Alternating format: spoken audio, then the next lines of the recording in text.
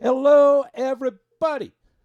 It is February the 23rd, 2020. This is Wrestleview Weekly, coming at you from the capital of professional wrestling in Charlotte, North Carolina. Hi there.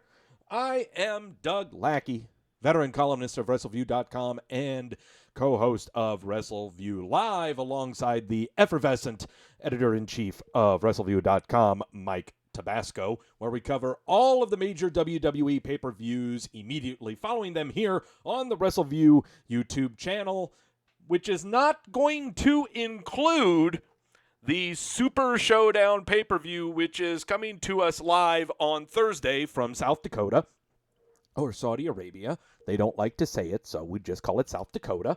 And so, yes, I'm not sure what kind of show we could be doing post Super Showdown this Thursday. I'm not sure, but we'll see. We got to get rid of the formalities first. If you're in the chat room now, you say wee. If you're not in the chat room, there's not a damn thing I can do about that.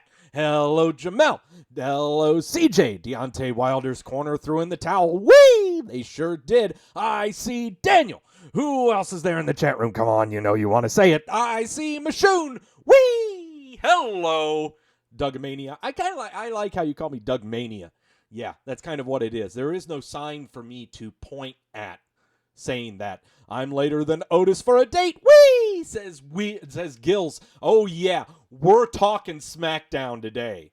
We are absolutely talking SmackDown today. No doubt. Okay. Yes.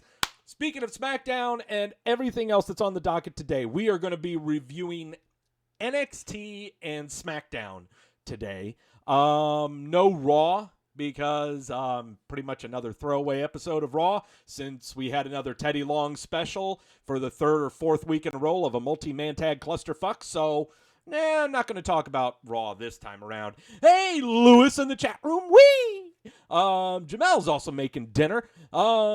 Yes. So, on the docket, going to talk NXT and SmackDown. I must talk about SmackDown. Oh my God, it was such a fun show. It's been a long time since I've had a fun time talking SmackDown. So we gotta talk about SmackDown. I was half tempted. So if you peruse our site, you go onto WrestleView.com, and we do all of the results and highlights of the shows and all of our news items and everything. But if you were to read the byline from Josh Boutwell's recap of AEW last Wednesday, he said it was the greatest wrestling show he has ever watched, was last Wednesday's episode. I'm going to go ahead and admit, I went ahead, I DVR it every time, but I'm hesitant on watching it. So, seeing that byline, all right, I'll bite Fruit Stripes gum. That's what I say when, So I watched AEW, okay? And I tried going into watching AEW with an incredible open mind, okay? But it was really tough because I went to All In 2 Labor Day weekends ago, and so it's kind of hard to watch it without having that taste in your mouth from 2 years ago. So I watched it.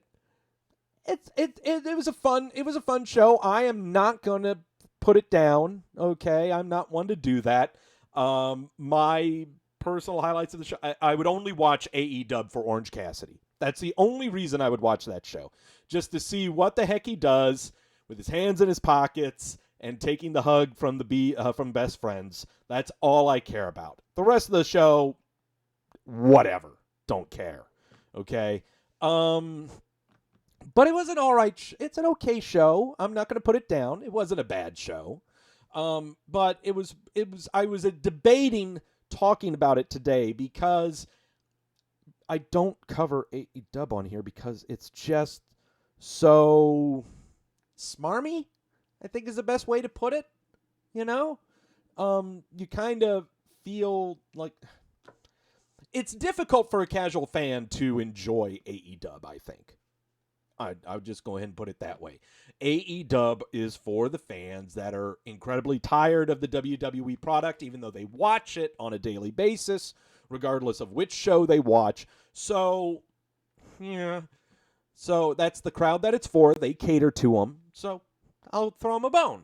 It was an all right show. So, but again, we are covering NXT and SmackDown today.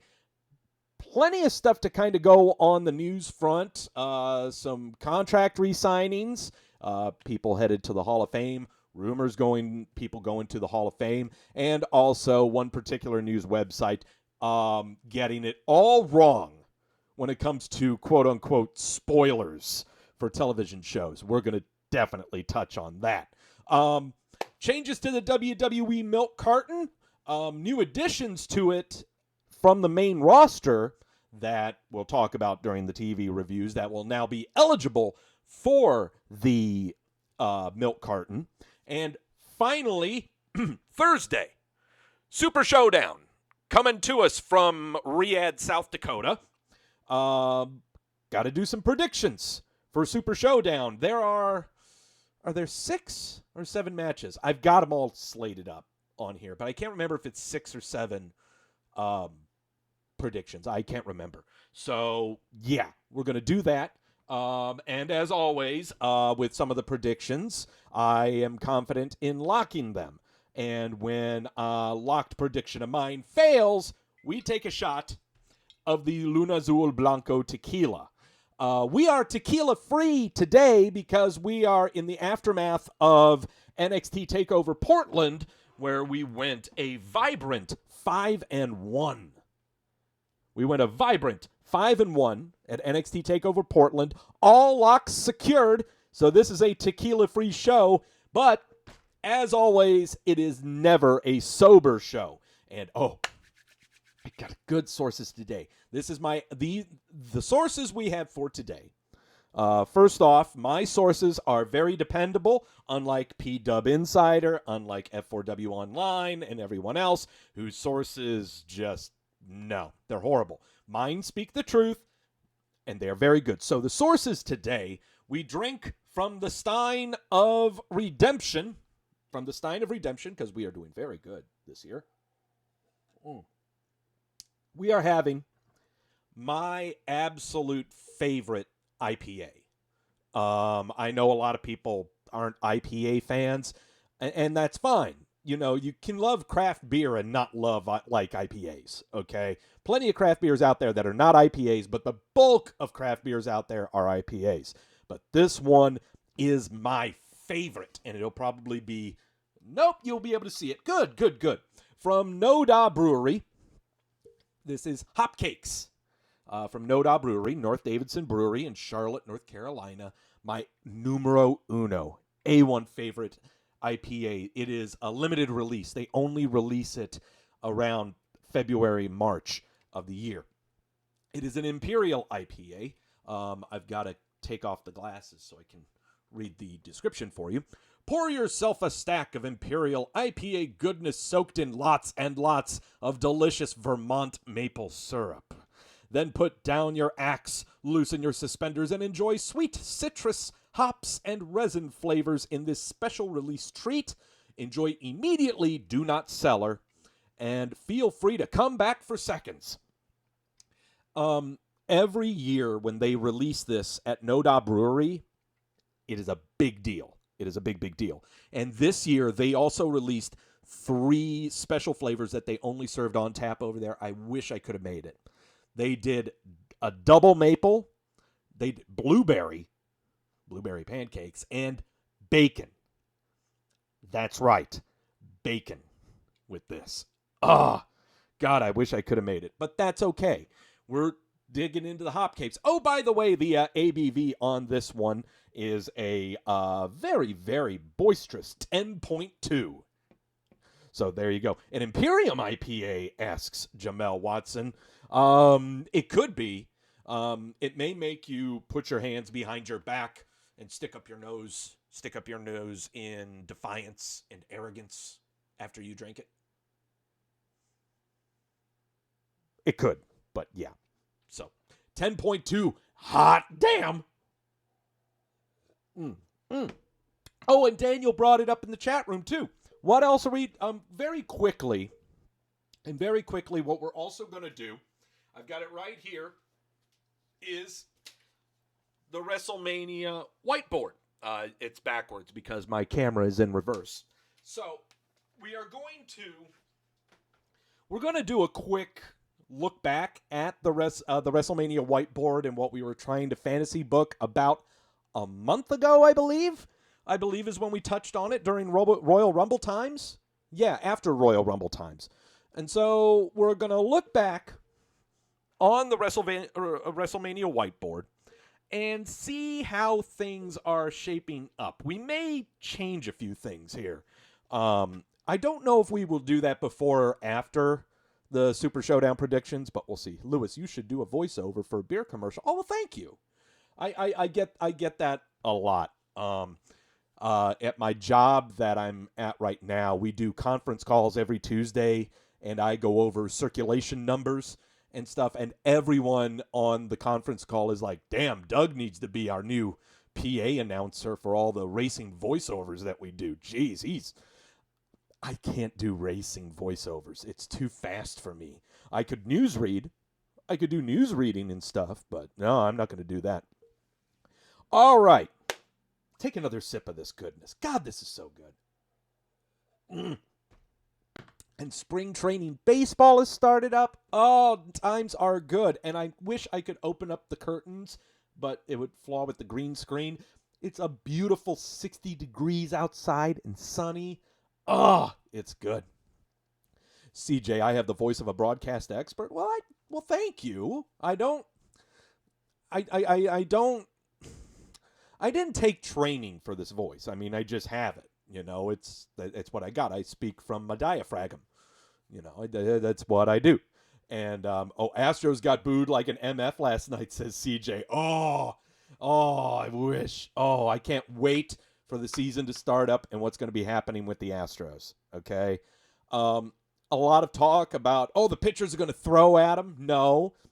The best thing for all the teams to do is, and I'm in agreement with Stephen A. Smith on what he thinks players should do, and that's just turn your back on them. Don't even acknowledge them. Don't shake their hand.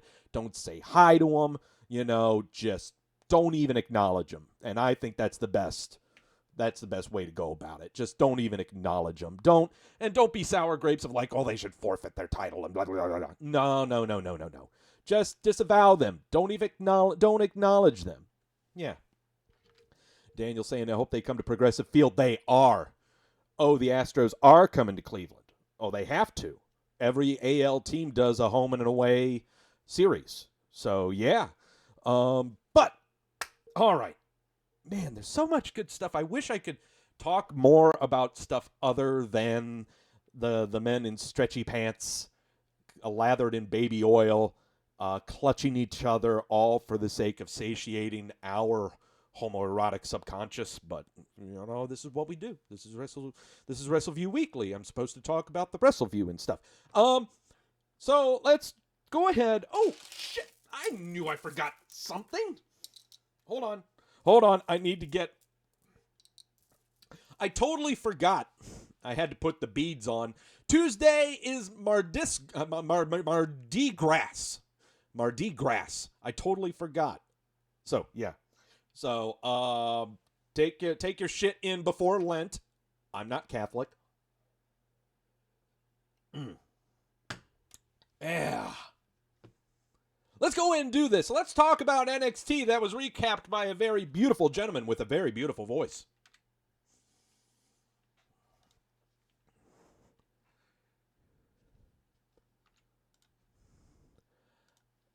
Oh, there's the tomato chomper with some guy that he's about to throw into the ring and stuff. Yes. Daniel, Doug's going to flash for beads. I already got my beads. I ain't flashing crap. You guys want some beads? You guys want some beads? Okay, CJ. I didn't recap NXT, though. Oh, I'm sorry, CJ. Okay. There's not just because I covered NXT last week that I want to talk about it, but there's when it comes to WWE Milk Carton implications, a lot of stuff happened on NXT. People appeared that you totally have forgotten about. So started off, Undisputed Era comes into the ring. They say words. They just said words, basically, and then that ends. Velveteen Dream popped up on the screen and said weird things to Roderick Strong. Again, this Roderick Strong Velveteen Dream program is very weird. You know, I don't know. CJ saying, am I wrong for not liking the Velveteen Dream? Well, you can like or not like whatever you want, and if anyone considers you right or wrong, that's their problem, not yours. Okay? You're allowed to like or dislike whatever you want. My opinion, it's just weird.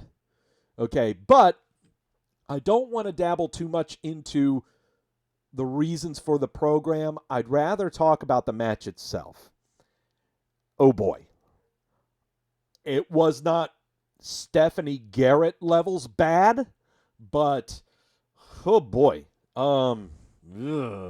It was kind of very, very sloppy. But we're starting this off with a little critter title match. Jordan Devlin defending his title against the Lio Rush. NXT and AEW on Wednesday, I think, go hand in hand because so many finisher kickouts, so many high spots. If you're old like me, it's hard to grasp onto, especially when you got to cover it for Wrestleview. And so, yeah, it's kind of tough, but still, this was a very fun match. It was very well paced. For a little critter title match on NXT, it was paced very, very well. Jordan Devlin doing the little, I don't know if is that considered a springboard or a sitting springboard? What is that called? Because you see, when I recap these shows, I try to treat it like I'm writing for an E-Fed. You know, I am very, very descriptive in the moves that are happening because I don't want people to be reading and they feel lost. You know, I don't know. Is that a seated springboard? It's not a slingshot, because a slingshot, you have to rear back and fling yourself. It's kind of like, Gargano's slingshot DDT slingshot spear through the middle ropes. Based E-Fetting, that's what it is, CJ. I guess seated springboard is what that's called, I guess. But your winner of this match, and we get a random camel clutch from Devlin, your winner of the match retaining the Little Critter title is Jordan Devlin, and we get a Spanish Fly for good measure. You can't have a Little Critter match without a Spanish Fly, I guess. I don't know. But, yeah, Jordan Devlin retains. Following that, we go to an interview with Dakota Kai and Raquel Gonzalez. She was in the Mae Young Classic. If you remember that, I don't. So, Raquel Gonzalez, if you don't recall, came to the aid of Dakota Kai during Kai and Knox's no-holds-barred match from TakeOver Portland, which I will say was the match of the night. It blew Lee and Double D out of the water. I loved that match. Seriously, if you go out of your way to watch TakeOver Portland, that's the match to dial in on. Knox Kai was fantastic. Reina Gonzalez is her actual first name, but they changed it to Raquel, bringing up CJ. She looks so different. I don't know what she looked like before. I don't know. Got some Botox work done or something? I don't know. But so the reason Gonzalez inserted herself into the match is because she identifies with Dakota Kai in that Kai's always looked over and felt that it's her time to shine. It's her time to stop thinking about Knox and going after the women's title. And Gonzalez is there living vicariously through Kai and so wishes to help her in such endeavors. I think that's the best way to put it. Yeah, that's how it goes. I had to put my reserve sources into there. Tomato Chopper is walking menacingly outside. And a lot of other people seem to be walking outside, too, on the campus. I did not know that the campus of Full Sail University was really that active after 8 o'clock in the evening. It's just me, you know. CJ, she's essentially Tyson Tomko to go to Kai's Christian. Yes, that's absolutely right. Yeah, she's the problem solver. That's what it is. How would you like to be an extra for this shot? You know, just walk. Where are these people going behind Tomato Chomper? Where exactly are they going? I don't get this. Oh, well. All right. Austin Theory's coming to the ring. He's got a match apparently of some kind. He's just, he stares down at his crotch and he's admiring it. He rubs his 5 o'clock shadow. And, he's a strapping young lad. I don't know. Kids on their way to their late night college radio shows? Probably. Don't get me started on late night college radio shows. Oh, yeah, I had one. That's for sure. Trivia at the local bar? No, I didn't do that because I was too busy getting hyped up for my late night college radio show. Every Wednesday night. Doug's Damn Show. Wednesday night at midnight was what it was. It was a 3-hour show from midnight to 3 in the morning. And the reason it was called that was because Wednesday on those nights it was penny pitcher night at the bar, to where you bring your own container and for a penny they fill it up with beer. While everyone would bring steins this size, you know, and stuff like that. No. Me and the others at the over 21 dorm down the street were very, very smart and brought cut-off milk jugs. Oh, yeah. When you get 1.5 of those in you, you're going to have a fantastic radio show. So, mine was the second highest rated show on campus. And why shouldn't it be? All right. So, Austin Theory is supposed to have a match. Tomato Chomper comes into the ring and starts saying, he grabs a mic. Austin's trying to go at him. Tomato goes, not tonight, man, not tonight. Tomato says, I've been trying so hard to get my life back, but I seem to lose grasp of my surroundings. And there were subtle signs, too. The odd timing of a tag team reunion. And I stopped listening to that instinctual voice inside. But if one thing goes hand in hand with Tomato Chomper and the NXT title, it is, and always has been, Johnny Gargano.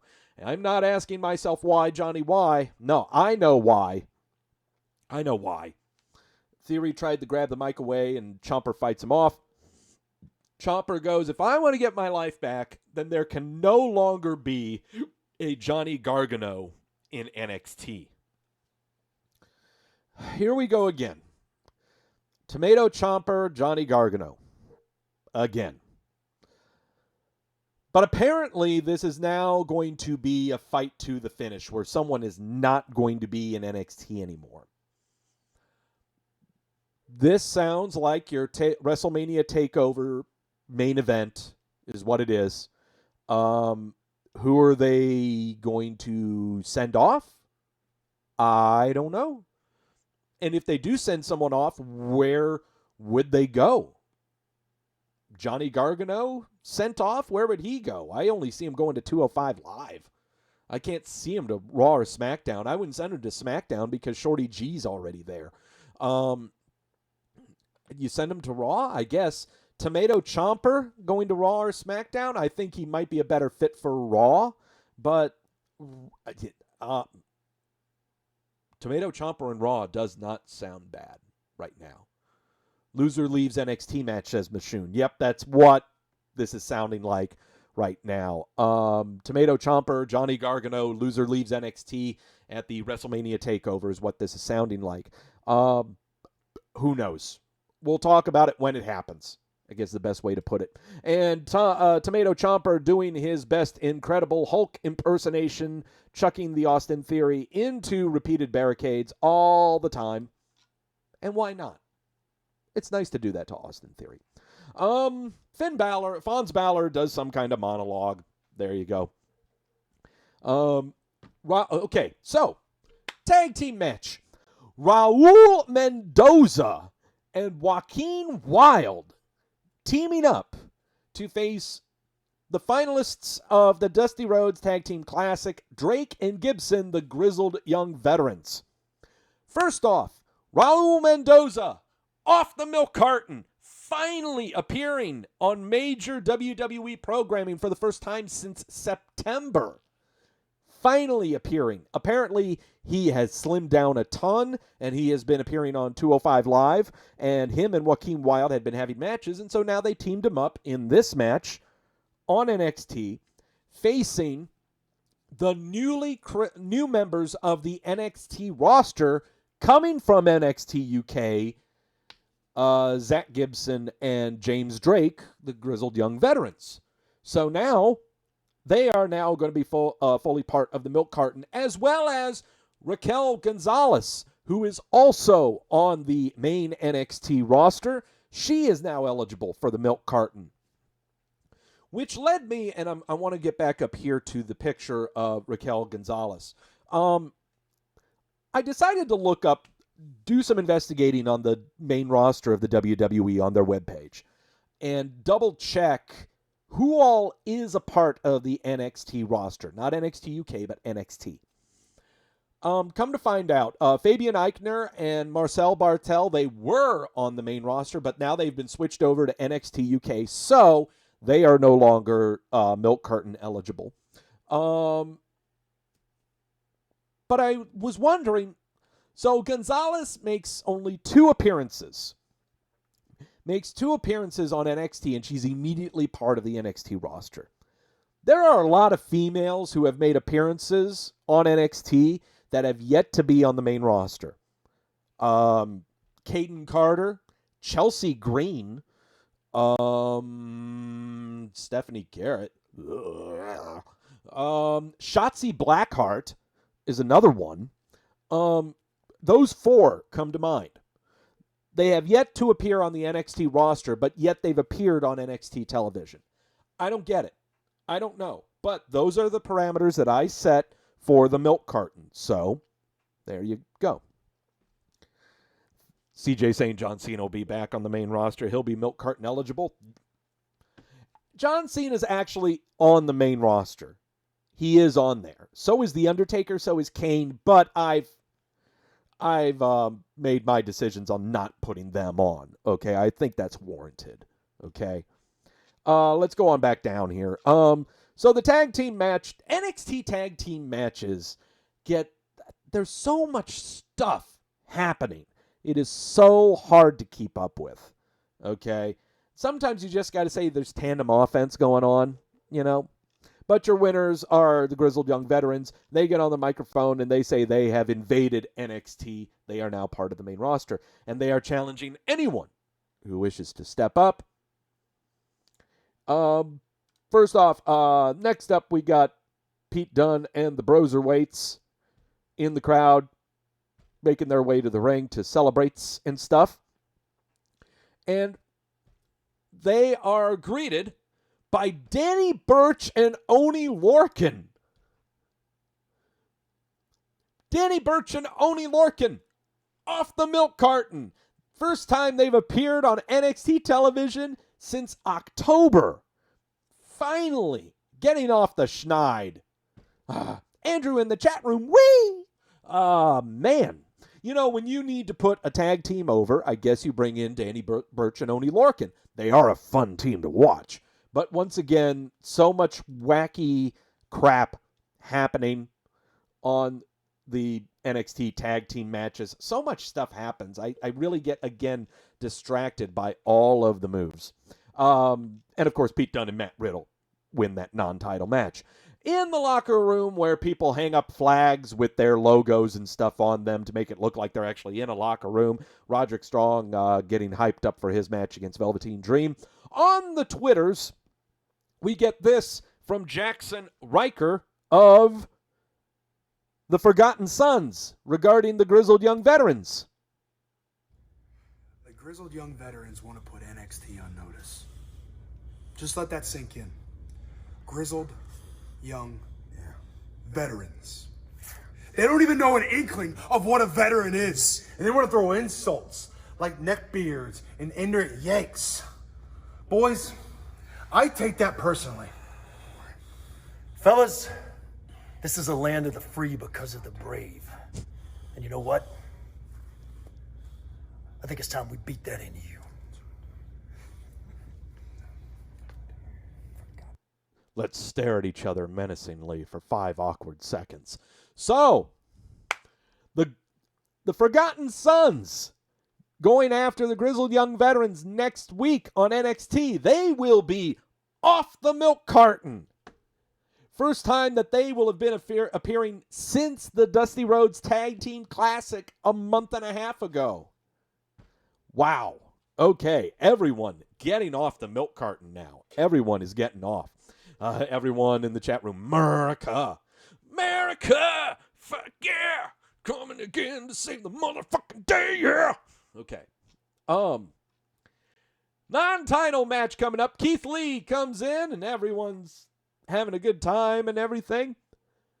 But then, marching into the ring for his match to interrupt Keith Lee before he says a word, Kona Reeves. Kona Reeves against Keith Lee in a non-title match. Let's just go ahead and show how that ended. Kona Reeves off the milk carton. He had been appearing on NXT UK for some time, but the first time he's appeared on major WWE programming since October. Kona Reeves off the milk carton. So many people off the milk carton from NXT. Keona is what we called him, Keona Reeves. Okay, after the match, Double D gets into the ring, and he wants at it again with Keith Lee. Keith Lee says, hey, take it up with Regal, and I'm for it. So there you go. Caden Carter, the rematch versus Chelsea Green. Chelsea Green having a rebranding here with this match, saying that the last week's match was a fluke. But while this match is going on, your girl, Bianca Belair, just rolls into the ring with a microphone. She doesn't attack anybody. Just the match is still going on. And gets in the ring. Do we have... Yes, no, we don't. We just have the GIF. She just rolls in. Now, hold on. She says, I'll be out. She gets on the mic. Here we go. Fiasco, wait a minute. Speaking of follicles. Wait a second. Now, Bianca Belair. There's a match going on. I'm happy for y'all. And I'm going to let y'all finish. I'm going to let you finish. But I got something to say. Now, girl, I done told you that you don't even go here. But since you want to put your hands on me, now I want you here. And it don't even matter if it's here or if it's there, when or where. Charlotte Flair, I'ma whoop that ass. Bianca Belair interrupts this matchup, and Green goes for the cover on Carter. Okay. Love me, Bianca Belair. And pulling a Kanye. Pulling Kanye Belair. Gil saying, I hope the Gestapo's having a day off. No, I think they've got a day off. I don't think we're going to be kicked off. Wow. Okay. I love me some Belair. In fact, we are going to have this match of Bianca Belair and Charlotte. It's just not going to be on a pay-per-view. Womp womp. Womp womp womp. We'll talk about that in a little bit. Commercial break. Here we go. Main event. Velveteen Dream versus Roderick Strong. Look, I like Velveteen Dream. I really do. I really do like it. But this program is just weird. Okay? But I don't want to talk about the program right now. I want to talk about this match. Started off great. Just them mauling each other. Forearms, punches, kicks. There's nothing technical about it. Okay? Fun, brawling match. That's how it should be. But once we got into doing the set spots, Dream was incredibly sloppy. His timing and cadence was way off. Just wasn't hitting it in stride. I mean, it was not good. Let's just go ahead and see I guess that's a backbreaker off the turnbuckle. I guess it is. Whatever. That's what he does, I guess. And then finally, yes, during the match, Velveteen Dream taking off the trunks to show Marina Shafir's face right there in front of the junk. Yep. He does a lot of other things. But the one thing about this match, too, they went home quick. This match went on way too long. Dream would end up winning with a second Green Valley driver. Yeah, this was not a very well-constructed match. So, yeah. And afterwards, Undisputed Era coming in, beating the crap out of Dream. So there you go. And that's how you end NXT. What did everyone think about NXT? 84% gave it a thumbs up, which is par for the course, because NXT always gets positive reviews because nobody watches NXT. Crack open the reserve. Crack open the reserve. We're going to fill up a little bit here in the Stein of Redemption. There we go. Let that foam over. Don't you foam over. You stay put. You stay put. Look at this. That's what you call a very good pour right there. Oh, I saw Ebony in the chat room. Ebony, you know how you're supposed to introduce yourself, okay? You know how you're supposed to introduce yourself. Okay. Jamel, he's been out for 5 months. Give him some time. I got it. I gotcha. I know he's had time off. I know. All right. Enough of this tomfoolery. It's time to talk about the best show of the week. By far. Blew me away. So much fun was this show. Brace yourselves. Okay, God, I cannot wait. I like gimmick matches on television when they are just stupid. You know where I'm getting at, right?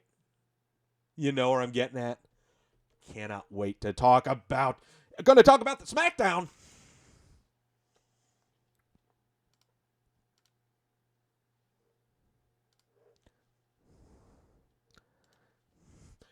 First off, before we talk about the SmackDown, we got to talk about this report that came in Friday morning from the P-Dub Insider about a possible spoiler where a superstar is reportedly scheduled to return to SmackDown. According to P-Dub Insider Friday morning, Sasha Banks was scheduled to appear on the episode of Friday Night SmackDown. Banks had been out of action, which has been reported as an ankle injury. No. This is kayfabe, kids. She's perfectly healthy. The ankle injury was perpetrated by Lacey Evans back on the January 3rd episode of SmackDown, and she played it off for a week after that and has been off TV since. So, she'll be coming back to exact her revenge on Lacey Evans, but she is not legitimately hurt. Sasha Banks did not appear on Friday Night SmackDown last week. So, it is safe to say that the sources that are at P-Dub Insider are weak, are insufficient, and unreliable. Okay? Their sources must be of the Pilsner persuasion. They must be highly commercialized sources. Okay? Look, if you're going to report something, best have the sources to back it up. Gil's saying Wrestleview doesn't know shit about professional wrestling. That's why we attribute articles. There are a lot of things that we see that we could put on Wrestleview. Believe me. A lot of things that we could put on Wrestleview. Like, for example, I'm just going to switch back here to the full screen here just to show you. But CJ brought to you by Hopcakes. But, we could post a lot of stupid stuff on Wrestleview. And one of those stupid things that we could post is, since it's WrestleMania times, it's usually around about this time that you get the leaked WrestleMania card.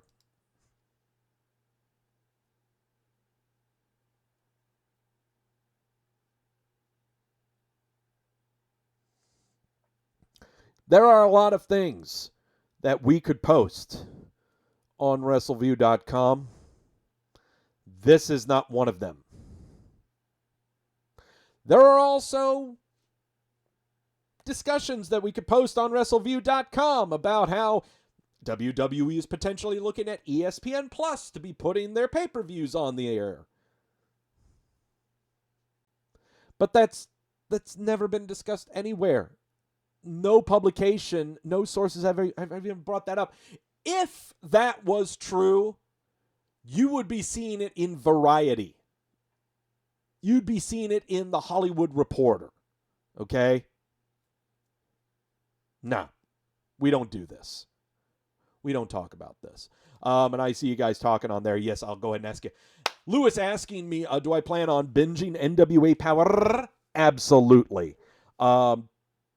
I do want to do that very, very soon. I will probably binge 5 episodes of NWA Power, including their pay-per-view that they had not but about a month ago. So, if there's any talk about anything like that involving ESPN Plus and WWE pay-per-views coming to their way, it would be reported in much more reliable sources than P-Dub Insider. Okay? So, all right. Enough about that. Enough about entities that get their shit wrong because their sources are weak. Let's get to the show. Let's get happy. Okay, let's get happy. Look, there's a middle-aged Jewish man tackling a horror movie villain. I just want to fly through this to get to the part that I absolutely love. Usos come down to the ring. They say words. New Day comes out. They congratulate them and then make fun of them because they didn't win enough titles as them. And then Miz and Morrison come out. And then Rude and Ziggler come out. We've got ourselves a Teddy Long special 8-man tag. Because the WWE, that's what they do. Your winners of this match are the good guys. But before we do all that, Big E tells John Morrison to sit down. John Morrison then leaps off the ropes to flippy-dippy a twirly-twirl in the air, but the good guys win. So there you go. In the back, Daniel Bryan is approached by Drew Gulak, who says that he's put together a PowerPoint presentation about all the things he's doing wrong. And he watched his match with Heath Slater, and in comes Heath, gets in Daniel's face, and he says he wants a rematch. First off, Drew Gulak off the milk carton. Drew Gulak has not been on mainstream WWE television, I believe, since October.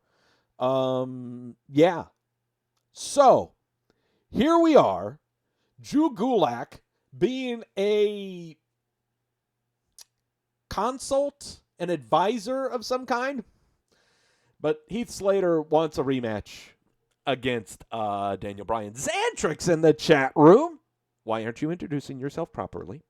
Back from commercial, we get the video history of the Valentine's Day date that went wrong with Mandy Rose and Otis and Dolph Ziggler inserting himself into the mix.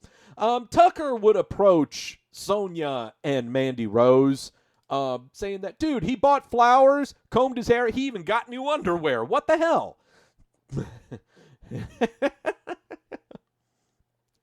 Jamel asking, isn't Heath off the milk carton too? No. Heath was off the milk carton last week after his match with Daniel Bryan. So, yeah, there you go.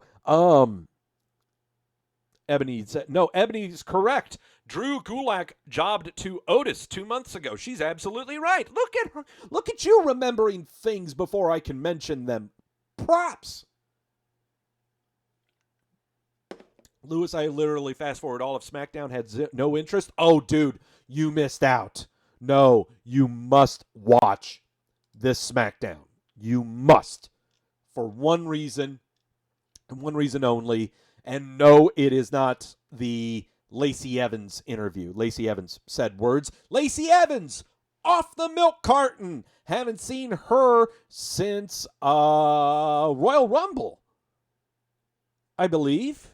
Yeah, we haven't seen her since the Royal Rumble. So there you go. She is off the milk carton. Andrew, yes, we're going to talk about that thing. I've got it popping up here. Finally, no, not finally. All right, here we go. The reason you want to watch SmackDown. Elias comes out strumming his guitar, says things. Sami Zayn, Cesaro, and Shinsuke Nakamura are in the center of the ring. Sami Zayn with a ukulele. Cesaro with a cowbell. There are musical instruments strewn all over the place. It is the return of the Symphony of Destruction match. First off, I will never forget this between Braun Strowman and Elias, where Braun Strowman is strumming that double bass and breaks it. He's got a great singing voice, too. Oh, God, it was such fabulous. The Braun Strowman Elias program was absolute fun. Was absolute fun, okay?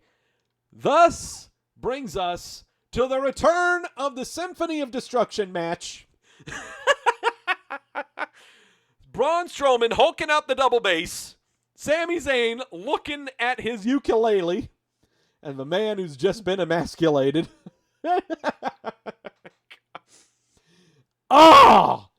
Fun shit. So much stuff happening in this match. Braun Strowman sending Cesaro through a bass drum and popping him in the face. And then Sami Zayn coming up to behind him to smack him with a ukulele. Ah! Fun shit. Okay, you got a problem with this, then I do not consider you a human being, okay? This is pro wrestling at its finest. A keyboard in the background, I think Nakamura would slug Strowman with that keyboard. Sounded like it hurt.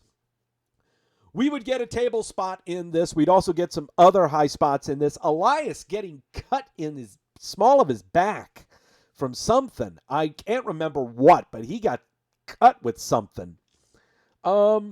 Here we go with Cesaro bringing us back from commercial, slugging on that cowbell.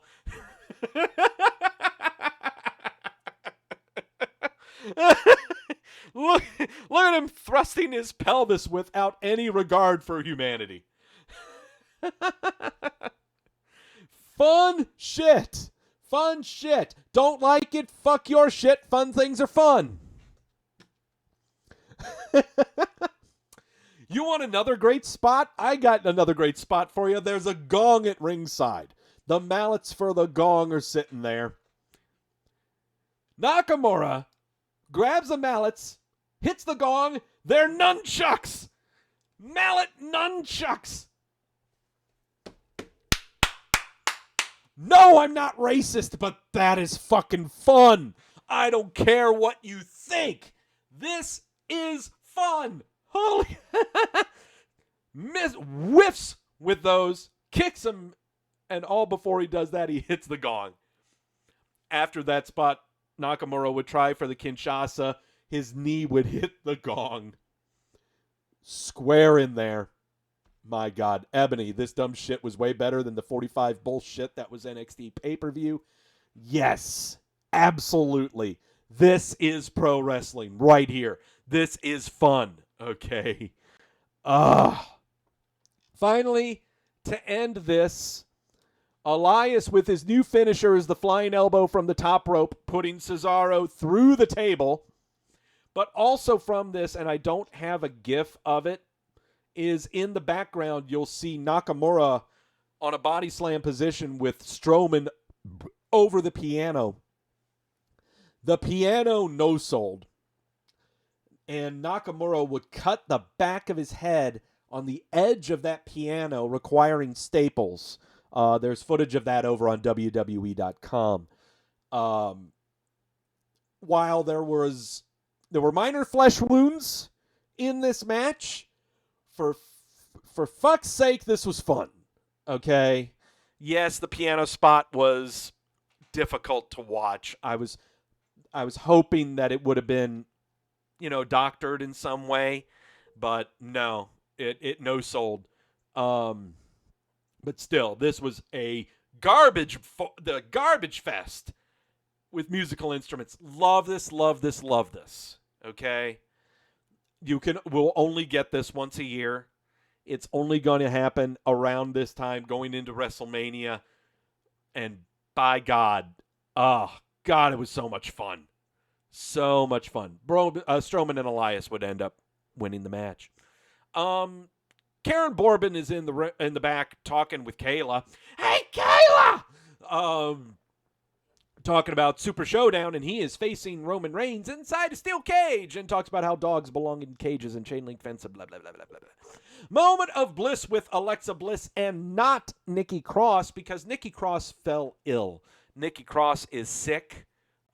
Killian Dane let this be known on Instagram and I think on a podcast somewhere. I can't remember, but Nikki Cross could not appear for this match. Ebony saying a good crowd for the Symphony discussion. Yes, it was. That crowd was fun. Fun. CJ, confirmed on the Twitch. That's right. Killian Dane was on Dio Maddox's Twitch feed, which usually has Double D and Mansoor on there. And one other guy. Sometimes Keith Lee shows up. I think Shane Thorne shows up on there. So, yeah, shows up. A moment of bliss. Alexa Bliss and the Bella Twins announcing the Bella Twins are going to be inducted into the WWE Hall of Fame. Daniel Bryan comes out, trotting out their kid. Hand over Tiny Human and hug. Nikki Bella with the pooch because she's peppermint. So, yeah, the double peppermint twins. They are the double peppermint twins. That's disturbing.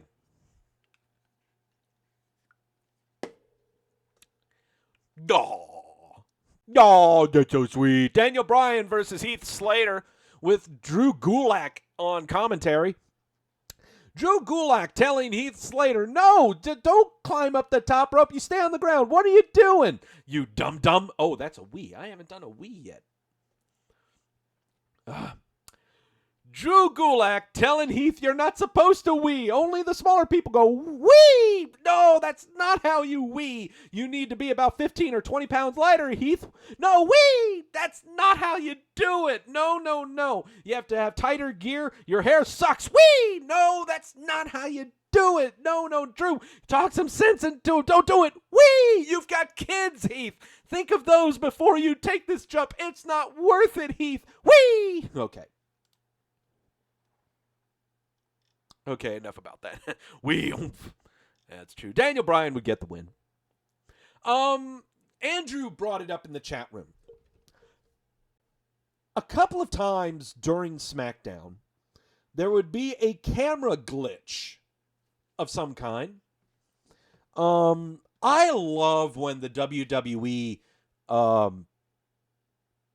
they try to make us think about what we're watching, like, when it came to Chris Jericho's Code, when it came to the short-lived for 1 week Velveteen Dream returning. This kind of shit I love, when they F with our minds and try to make us think. So during the 8-man tag Teddy Long special, we get this.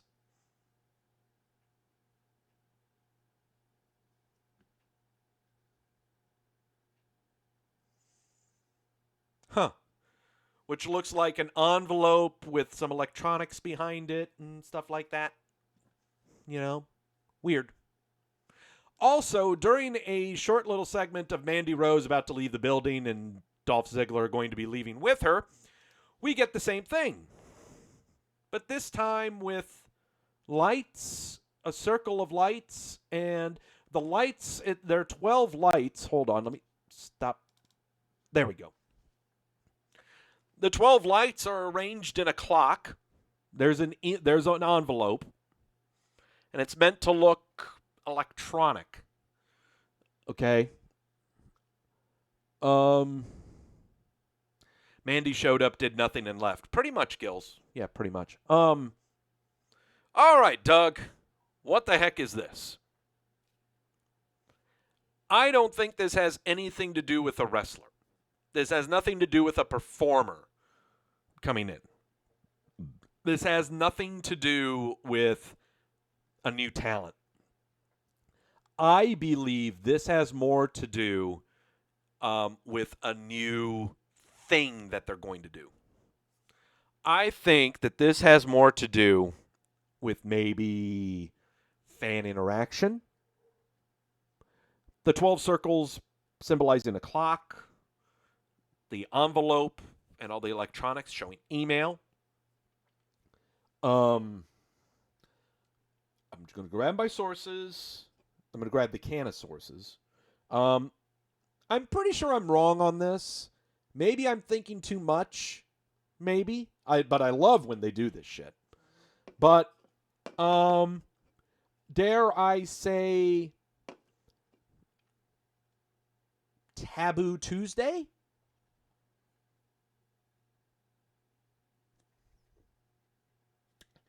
Fan interactions? They said 16 orbs. No, that's not 16 orbs, dude. Is it? Well, it's 16. A man can dream, Xantrix. Okay, the sources are talking. When the sources talk, they don't really say numbers. They only say words. I don't know. I'm thinking, like Andrew, like you said it in there, I'm thinking Taboo Tuesday. I'm thinking Cyber Sunday. I'm thinking, something interaction-wise. I can't see this being related to a performer. I don't see Kushida. I don't see this as Kushida. I don't see this as anyone debuting, I think that this is something that they're just going to try being interactive.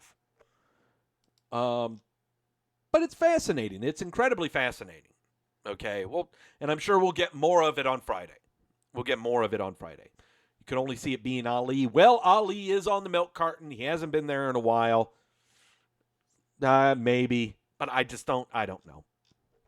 I don't see that. Sheamus cuts a promo saying that he's badass. Shorty G and Apollo Crews are in the back talking about they don't like it that he's a badass. Shorty G tries to hype up Apollo Crews. We need to take him out. And Apollo's like, dude, you do it your way. I'll do it mine.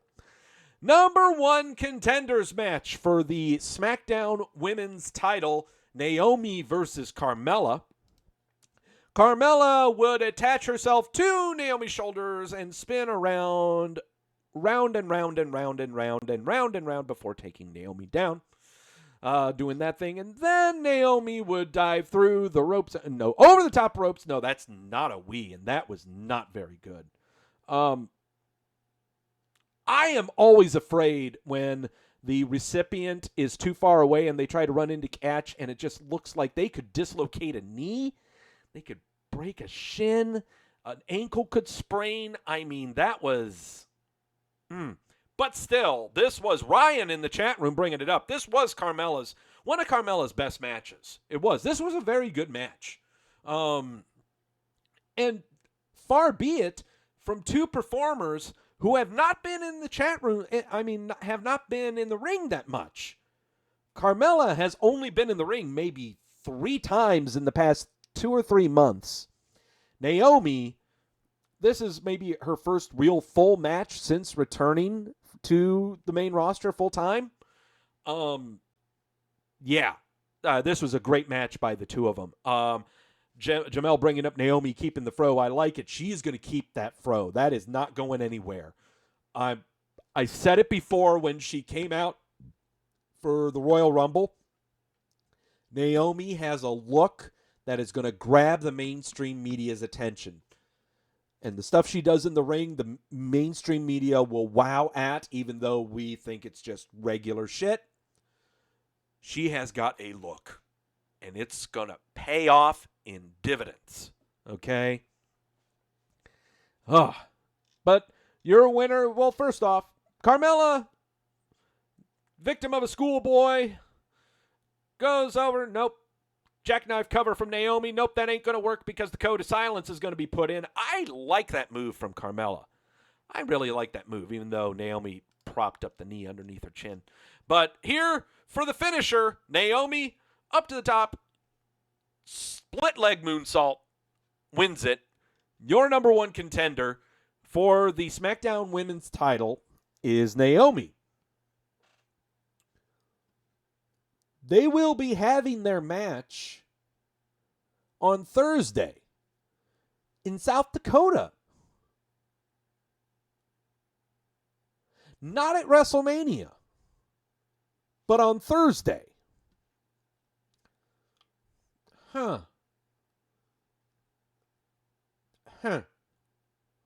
Ryan bringing up Naomi, it's a much better finisher than the rear view. I'll be honest, I didn't even know that was Naomi's finisher was the rear view. I didn't know that. I didn't even know she had a finisher, to tell you the truth. But if the split leg moonsault is going to be her finisher, okay, that's fine. I think they need to give her a submission or a quick strike finisher of some kind. The rear view is not a quick strike. So, yeah. But it was a fun match. And finally, middle-aged Jewish man is in the ring. Horror movie villain appears on the screen. They say words. Jewish guy knows that the horror movie guy is behind him. And the spears. And so that's how we end the SmackDown. Oh, and the lights go flicker, flicker, blah, blah, blah, blah. There you go. What did everyone think of the show? 71% gave it a thumbs up. Blasphemy. This show should have gotten 97% thumbs up. Period. 97%. That Symphony of Destruction match was the only reason you should have tuned in to this show. Okay? That's why it was so fun. All right. No, I don't like that spot. I like it when Sami Zayn is trying to slug with the ukulele. Oh, man. God, there's such a fun match. Fun stuff. Hayden, whee! Late as usual. Well, that's okay. That's okay. You're over here. You're fine. You're fine. All right. Charlotte would like a handheld mirror at this point, Jamel. Yeah. Mashoon asking who's next. Well, I'll tell you what's next. We got some news to go over. Contract signings. New people signing with the WWE and other stupid, but actually happy news. We always end with happy news.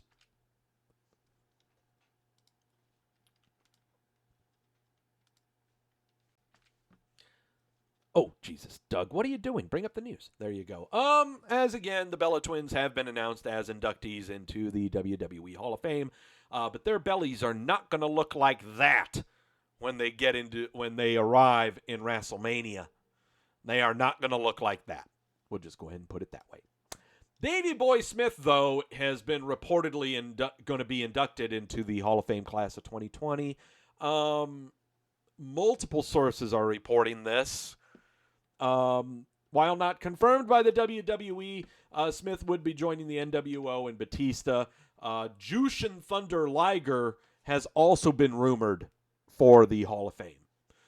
So, yeah. Davey Boy Smith passed away in 2002 at the age of 39. Yeah.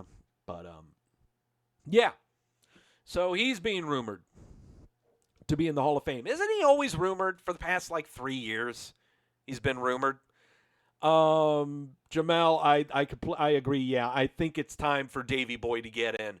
Especially since you had his son on the bump last week with Natalya and Tyson Kidd. And MLW saying that they're poaching talent because of Davey Boy's son showing up. So, yeah. Davey Boy Smith, I would absolutely say is going to be in the Hall of Fame. Yeah. All right. Brand new signing for the WWE. She signed a developmental contract to be in the Performance Center. With SAR 3 E's is her name. Sorry.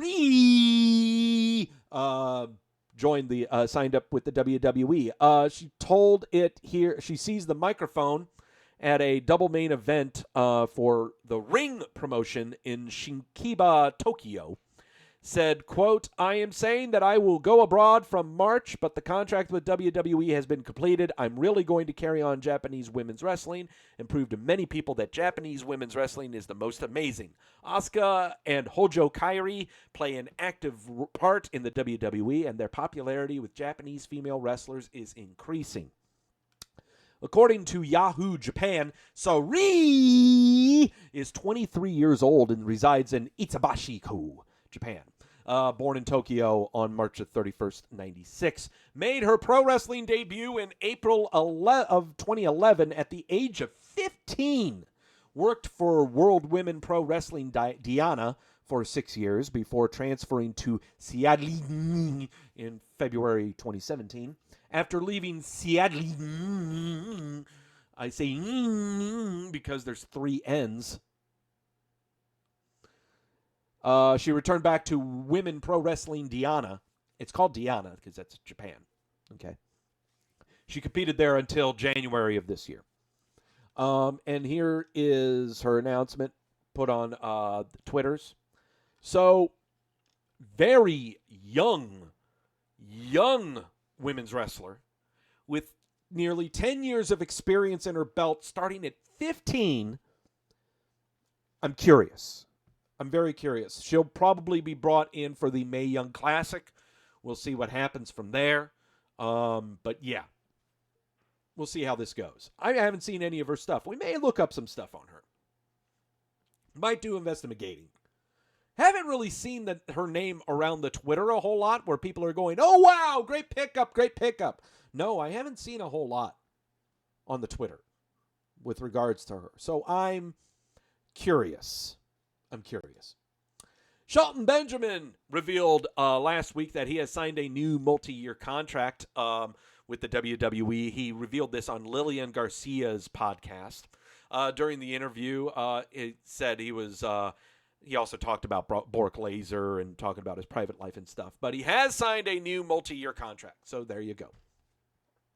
Xantric saying, as long as Sari isn't a 90-pound Riho slaying giants, I'm in. Exactly. I could not agree more.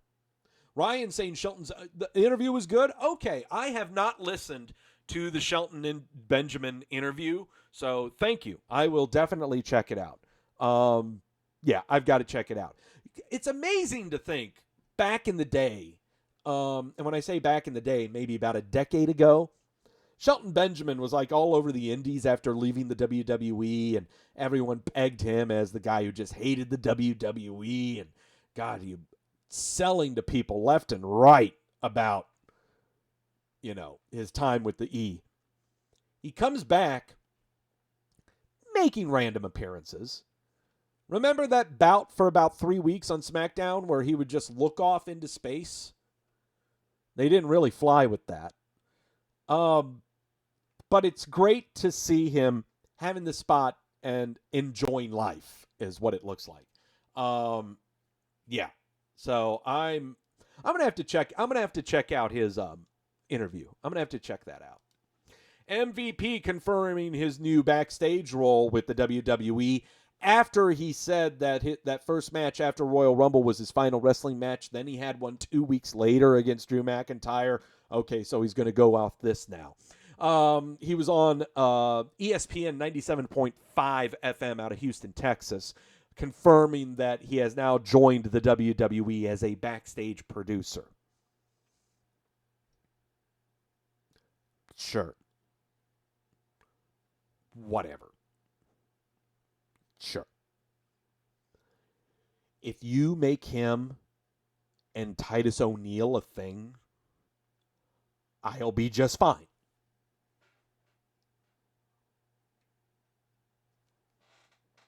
if you can have him as the new commissioner of 205 Live, I'm perfectly fine with that.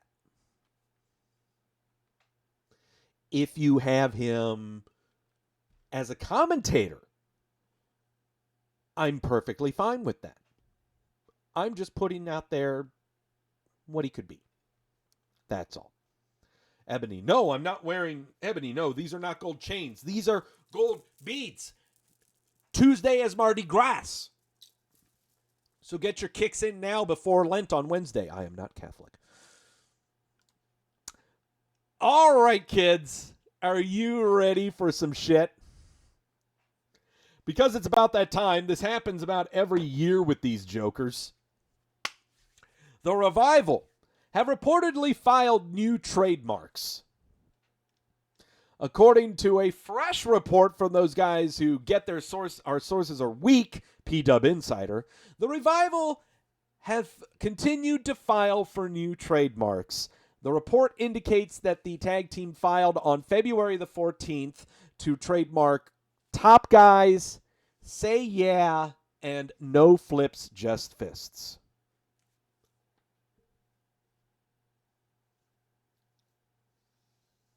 All three trademarks were for GNS hats, hooded sweatshirts, pants, and shirts, and GNS entertainment in the nature of... What the fuck is this quote? I'm not reading that.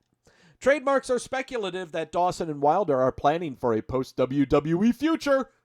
It is believed their WWE contracts are set to expire this April. However, it's also reported the WWE added another 10 weeks to Wilder's contract due to the broken jaw that he had in 2016. But in May of 2019, the team was reportedly offered a 5-year, $500,000 a year deal, which they turned down.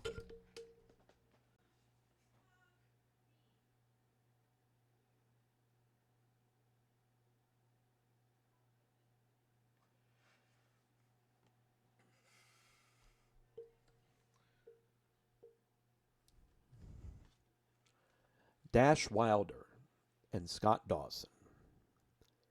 5 years. $500,000 each per year.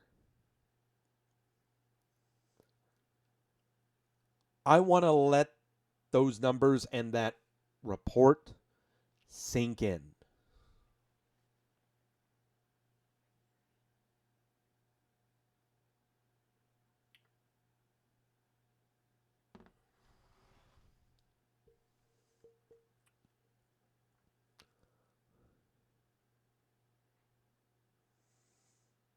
Last month, they also filed a trademark FTRKO and Shatter Machine, which is the name of their finisher.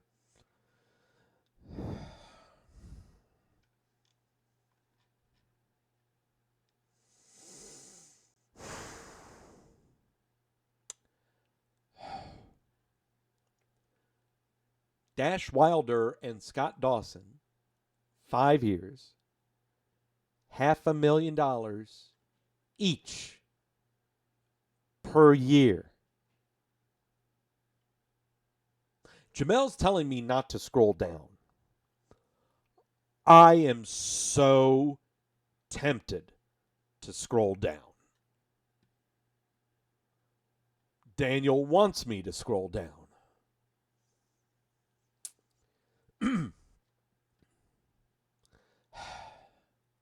I'm doing it. I'm scrolling down. Scrolling down. Okay, Kevin Owens has a new shirt. Scrolling down, there's only one comment from Pondo, posted 5 hours ago. The Revival needs better booking, obviously. I hope they go somewhere where they are appreciated.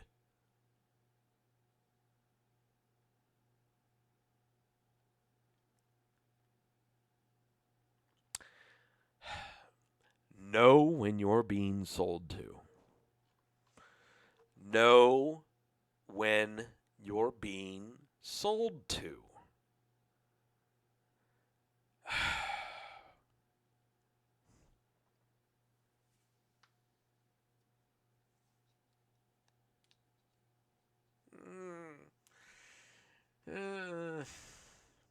I can't linger on this. I can't linger on this. No.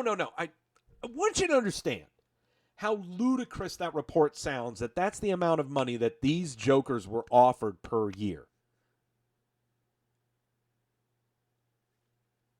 That makes no sense whatsoever. That is beyond John Cena money. Stop it. Austin Aries has joined BioAccelerator and confirms that he has met with AEW and DDP for partnerships.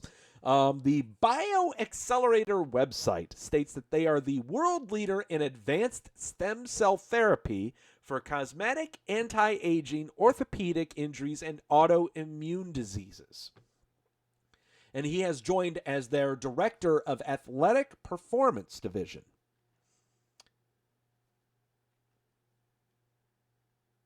This is I'm curious about this, okay? I think this is kind of fascinating, okay? This is a little fascinating. And also, he's been backstage with Hall of Famer DDP at last Wednesday's AEW Dynamite. He confirmed with Bodyslam.net regarding reports of him denying he was arriving. He says he was there working for BioX. I believe that. This I'm curious about. I don't see Austin Aries getting back into professional wrestling on major television. I just don't.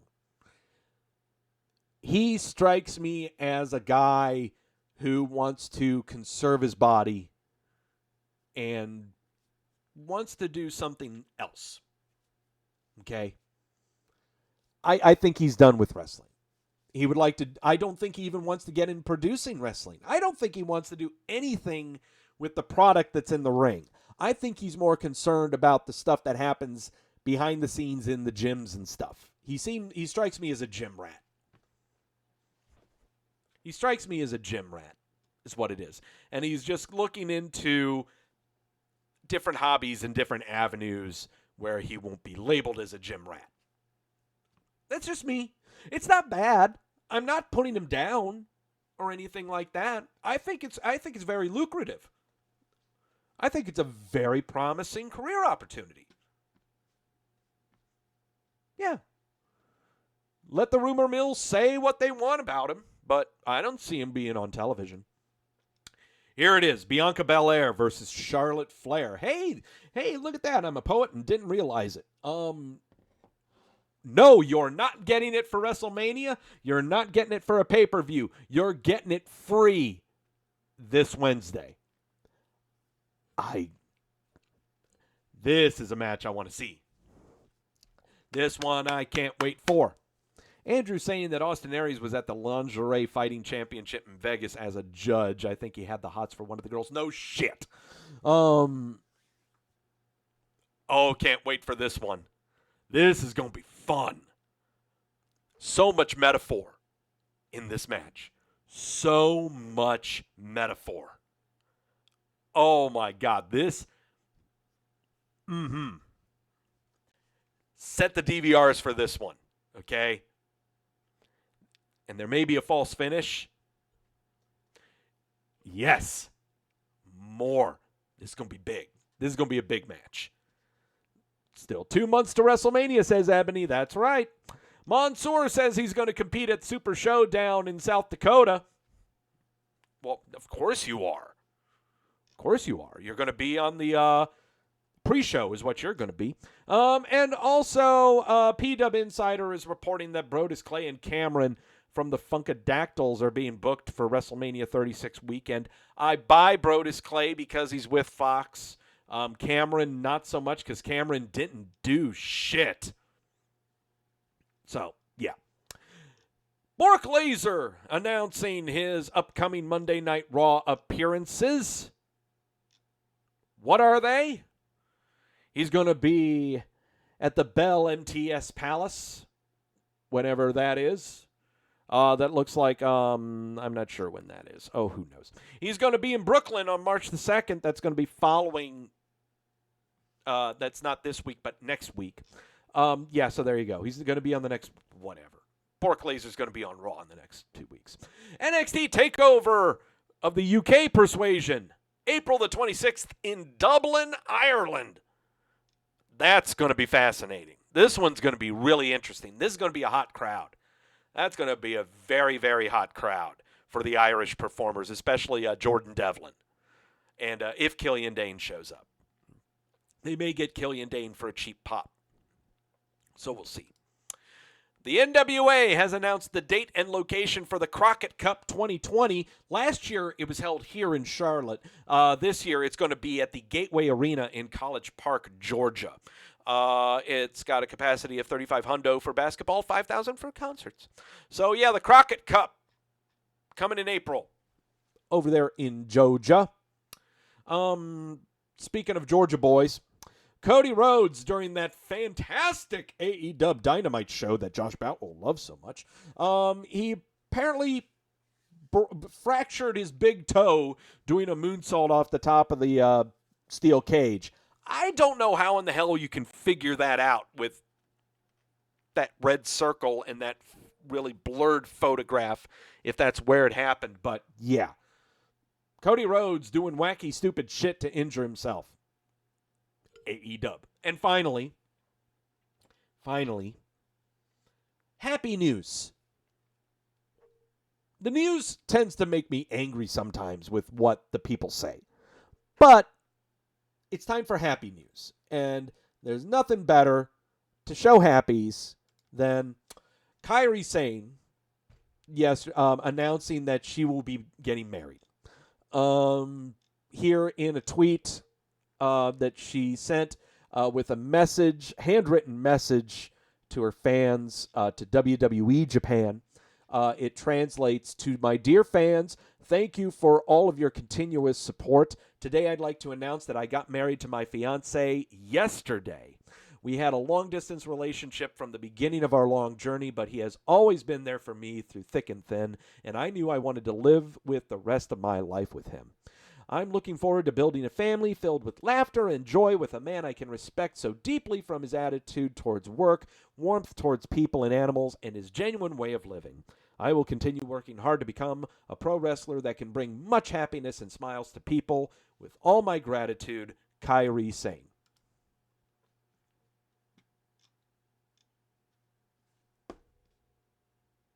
Happiness for all. Happiness for all.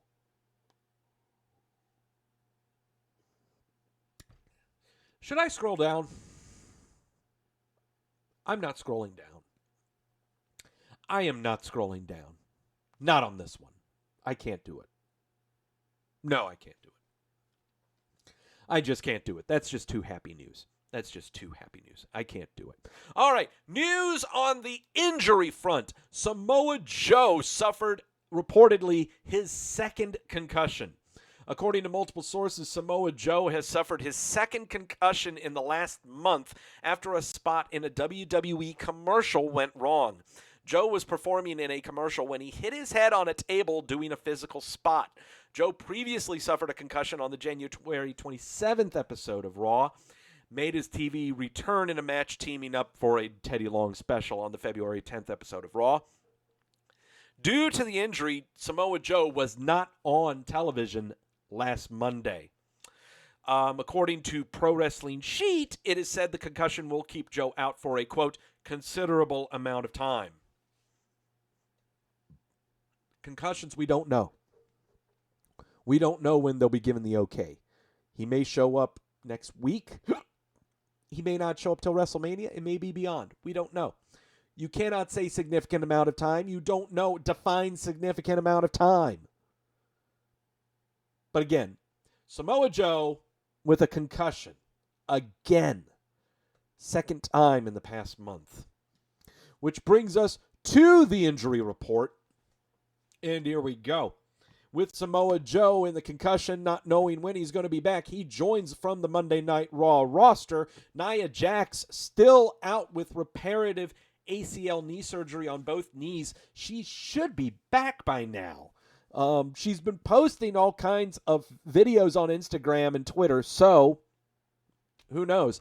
Jinder Mahal, ruptured patella, should be back in time for WrestleMania. On the SmackDown side, Jeff Hardy, when he is not driving drunk down the highways of my home state of North Carolina or passed out drunk in a stairwell in a hotel in Myrtle Beach, he is supposed to be going through recuperative knee surgery, rehabbing his knee.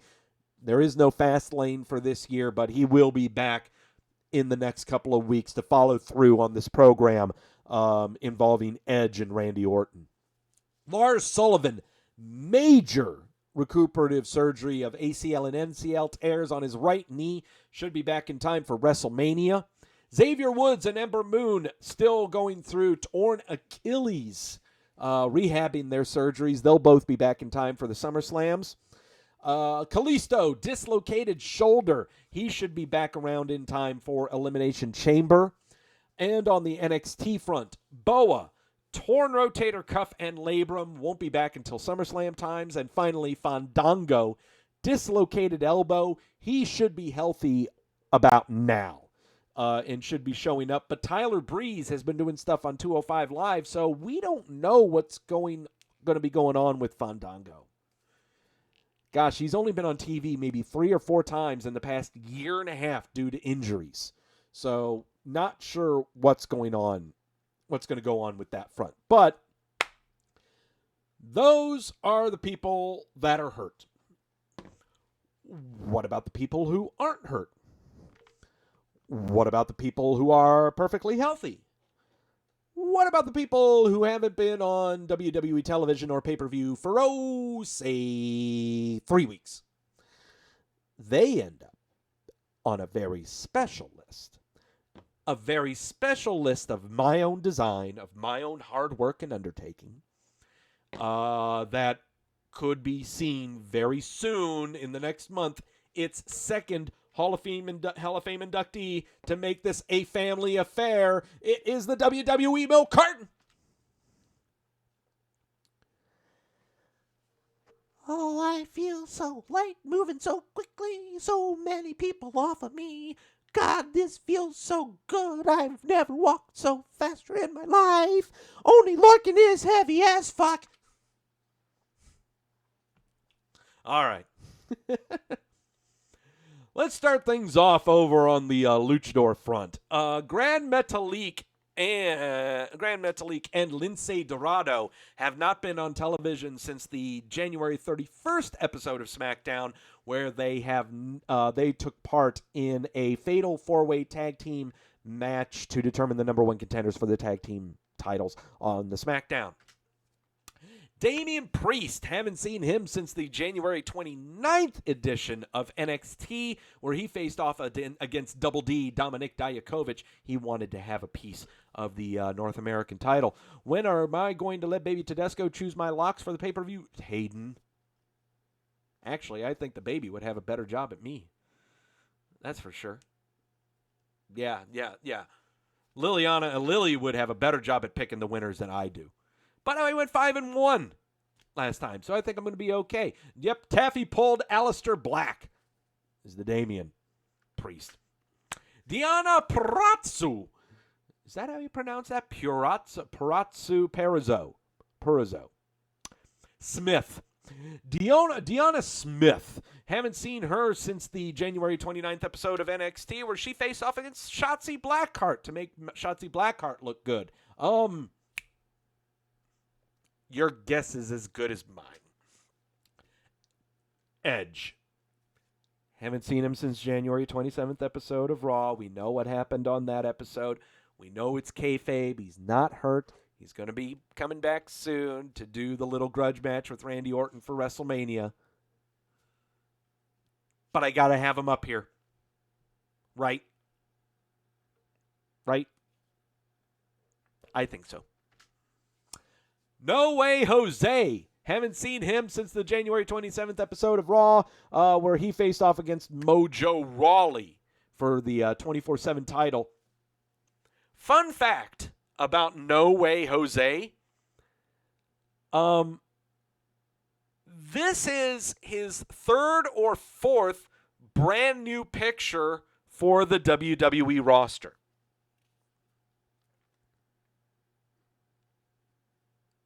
Amazing. Amazing. Jamel asking, where is Shotzi Blackheart? Shotzi Blackheart, first off, is not on the Milk Carton because she is not on the WWE's roster page. Went over that earlier.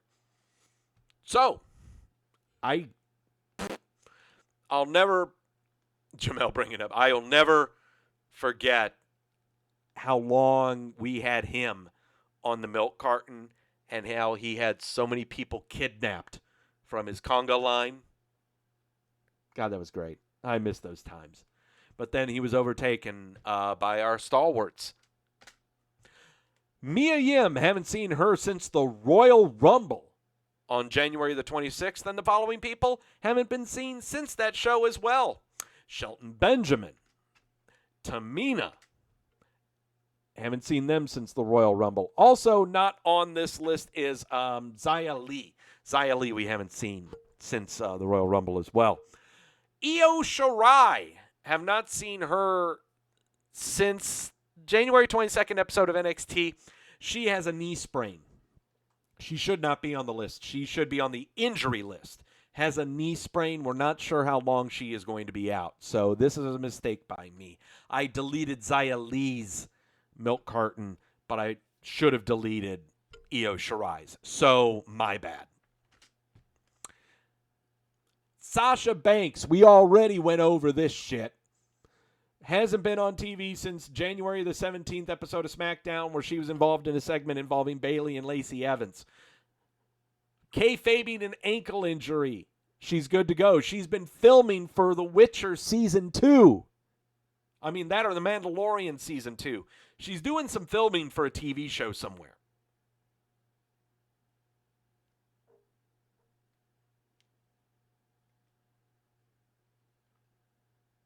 She's making money. Sorry. Vanessa Bourne. Haven't seen her since the January 15th episode of NXT, where she took part in the Battle Royale to determine the number one contender for the NXT Women's title, alongside Taynara Conti, who went over the Twitter and issued out reports via sources that she was angry with the WWE and was stomping out of the Performance Center, not appearing, and she just wanted out of the WWE, even though she appeared at NXT house shows wearing a t-shirt that said "Released."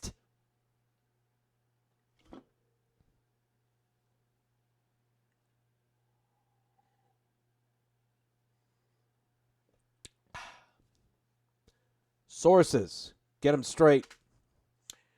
All right, Forgotten Sons. We haven't seen them since the January 8th episode of NXT, where they took part in the Dusty Rhodes Tag Team Classic against Fabian Eichner and Marcel Bartel. They're going to be showing up next week on NXT to go against the Grizzled Young Veterans.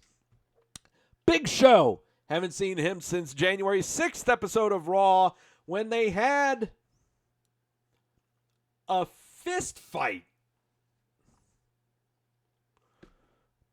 also known as Last Man Standing at Ref's Discretion.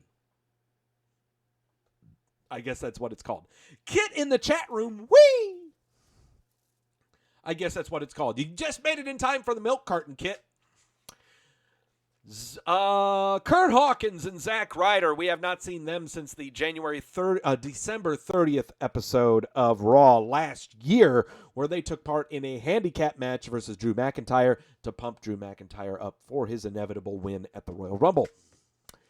Mustafa Ali, haven't seen him since December 27th episode of SmackDown, where he said a bunch of inspirational shit. We're getting close to 2 months now that we haven't seen Mustafa Ali on television. Glitches of emails and orbs. Some people thinking it revolves around this guy. I'm not seeing it. I don't know. I just can't see him coming back to SmackDown. I just don't see it. I don't know. I'd ship him to NXT.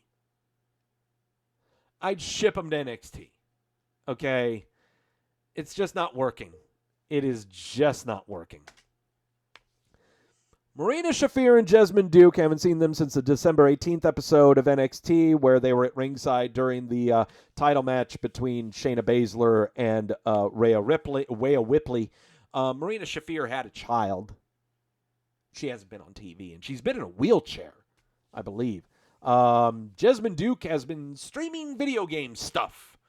I need to investigate Marina Shafir's physical duties right now. I'm not sure if she's good to go, so we may just change this to just Jessamine Duke right now. But, yeah. Drake Maverick. Haven't seen him since the December 6th episode of SmackDown, where he was draped over the knee of Elias and being spanked while Dana Brooke was pointing at him and laughing because he was in a stable marriage.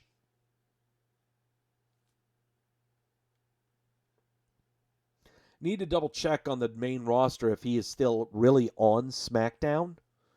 But there's no reason for him to be.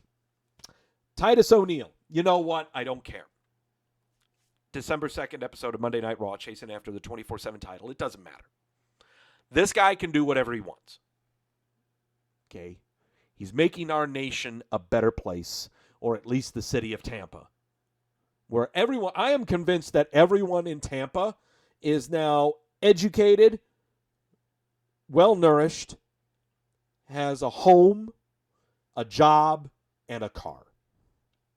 I'm going to move to Tampa. You should move to Tampa if you are not happy with your life, because it will be well looked after by Titus O'Neil. Why he has not gone to other cities to do other work, I'm not sure. But damn it, Titus, you do you.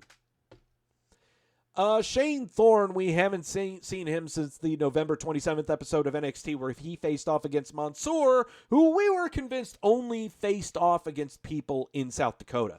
Mansoor is not on the WWE Milk Carton because he appeared on the pre-show for NXT TakeOver Portland. So we get him off the Milk Carton.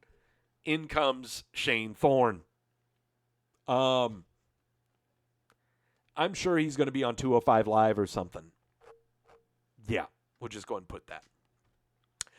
The Iconics. Billy Kay and Peyton Royce. We have not seen them since November 25th episode of Monday Night Raw, where they were selling shit for WWEshop.com. Hey, Kayla! You gotta be joking me!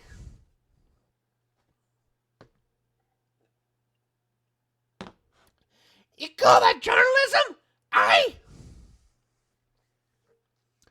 Oh, I miss the Iconics. I do. I really, really miss the Iconics. Kit's saying, Kit's is hearing that the Iconics are being repackaged. No, I will not have that. I will not have the Iconics being repackaged. I will not have that. The last time I've been heartbroken like that was when Damian Sandow underwent a badass injection.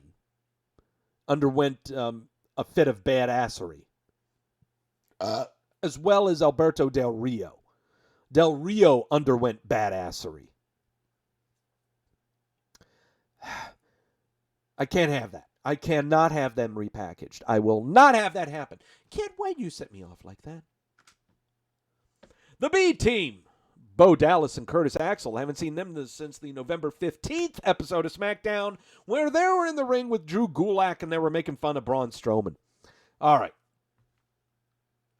I don't know what's going on with them. They've got new shots on the WWE main roster. They got new pictures. I've got to change them out to make sure I get that.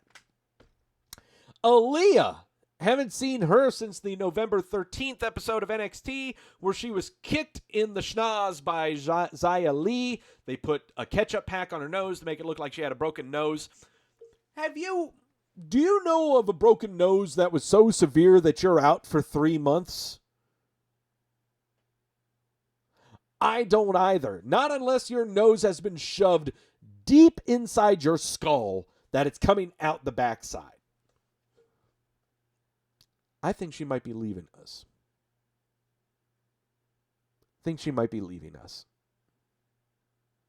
You don't know who she is, then really you won't feel that measure at all.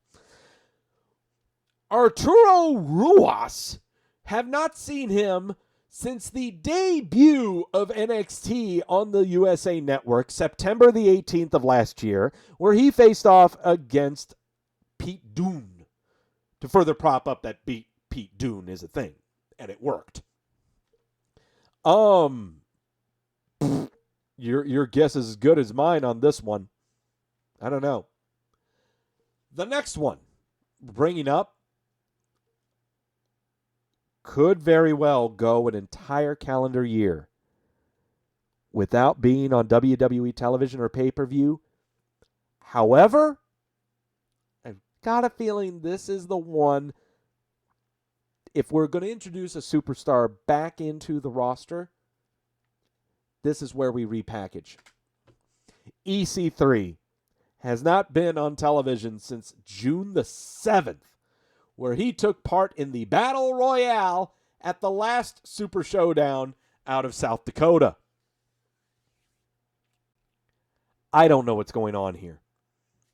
Fun pictures are surrounding the Twitter and Instagram of him and his pal Drake Maverick alongside Braun Strowman, where they shot things with guns. Those three are inseparable. Those three do other bookings and stuff. I don't know what's happening here. Okay? Of those three, Drake Maverick, EC3, and Braun Strowman's going to have a job. Drake Maverick, EC3, okay. So, what are we doing here? I don't know. I really don't know. He strikes me as someone who should be doing stuff online for the WWE. He strikes me as someone who should be a random occurring character on the bump. He should have his own podcast because he's fat. I think that's where he's made. I don't know. I don't know if there's life. I don't know if there's a life for him in the ring. I really don't. So I would not, and I don't see him going to any other wrestling promotion except NWA Power. Send him to NXT UK, says Jamel. Sure. Seeing him as the obnoxious Yank from America? Absolutely. They pulled that off with Cassius Ohno. He's been appearing randomly. But him and the UK being the obnoxious Yank? Oh, yeah.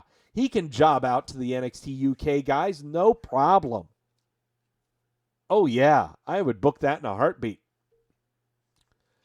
And then we get to Primo Colón. Haven't seen him since the March 26th episode last year of SmackDown, where him and Sanity banded together with a security detail to keep Shane McMahon and The Miz apart, leading up to their match at WrestleMania. We are 4 weeks away from inducting Primo Colón permanently into the WWE Milk Carton. We are a month away, 4 weeks. This is going to happen. This is going to happen. We are going to have the WWE Milk Carton sponsored by the Colóns. Epico Colón has not been on television since Survivor Series of 2018. Still on the main roster.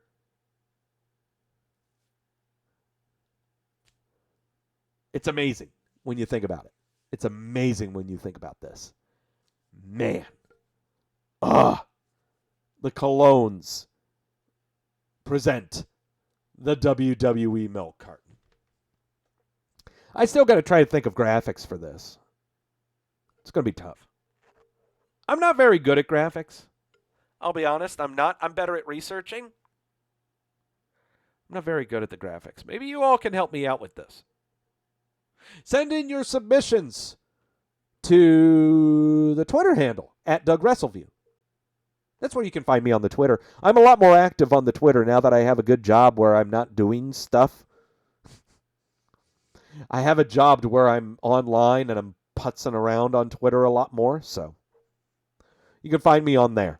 All right. That's the milk carton. Names that might be going on to the milk carton following today. Well, no. Well, Bork Laser might be showing back up again.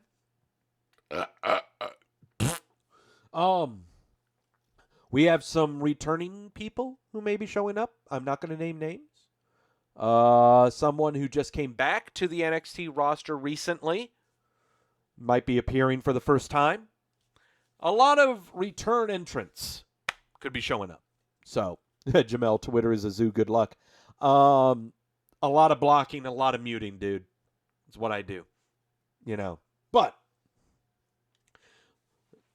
Hayden, wouldn't a long-term milk graphic be a yogurt? I don't know. I'm trying to think like a gallon. I just want a graphic of some kind.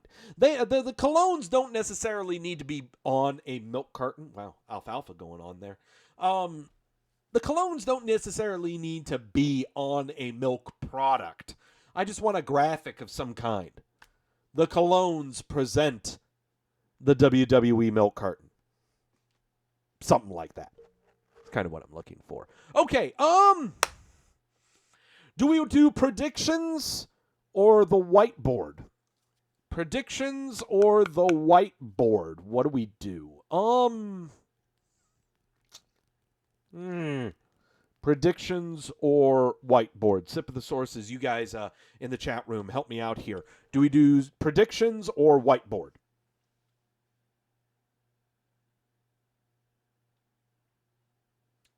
Daniel says predictions. Nafis says predictions. Ebony says whiteboard. CJ saying predictions, then whiteboard. Jamel saying whiteboard. Wow. You guys, I appreciate you guys liking the whiteboard. I really do. I really appreciate it. Damn, it's tied. One leads to another, says Kit. I'm going to do the whiteboard. We're going to go ahead and do the whiteboard. It really won't take long, okay? But it's fascinating. Just so you bear in mind, well, here, let's go ahead and I'll switch to the screen here. So let's go into the whiteboard. And if you don't mind, please bear with me. I need to reverse my cam so that, there we go. So that you guys are able to read what I've got. So, okay. All right. So the Wrestlemania whiteboard. We put this sucker together after WrestleMania. After Royal Rumble. After WrestleMania. What kind of a whiteboard would it be? Lewis is tapping out. I'll see you next week, dude. Whee! So, the whiteboard, we assembled the WrestleMania card after the Royal Rumble. All of us in the chat room and myself, we kind of, well, more me, we put our heads together and put together what we believed was going to be the card for WrestleMania. A lot of this stuff was out of my own ass, and a lot of people and a lot of you all in the chat room going, "Damn, what the hell are you thinking, Doug?" Well, when the sources hit you a little bit hard, you kind of start thinking stupid things. So, excuse me here. I need to get my markers that are sitting on my windowsill. I need a purple, a blue, a red, and a black. There we go. Cover up the lights there. Okay. Got my markers. All right. So, WrestleMania whiteboard. We put this together post Royal Rumble. So, here we go. WrestleMania whiteboard. All right. Match number 1. We got Drew McIntyre versus Bork Laser. That's pretty much in the books. We got Bray Wyatt going up against Roman Reigns. I think that's pretty much in the books. I think we don't have to do anything with that. We put Shayna Baszler versus Becky Lynch. That is a shoe-in. Naomi versus Charlotte for the SmackDown Women's title. No. That's not working. That is not working. because we need to sub that out. That is not working. We have a triple threat going for the United States title, I think. Or is that Intercontinental? This thing, the U.S. Andrade, Aleister Black, Ricochet in a triple threat for the U.S. title. So we got that. That's still staying put. Baron Corbin versus Braun Strowman for the Intercontinental title. I am absolutely keeping that. That sounds like fun.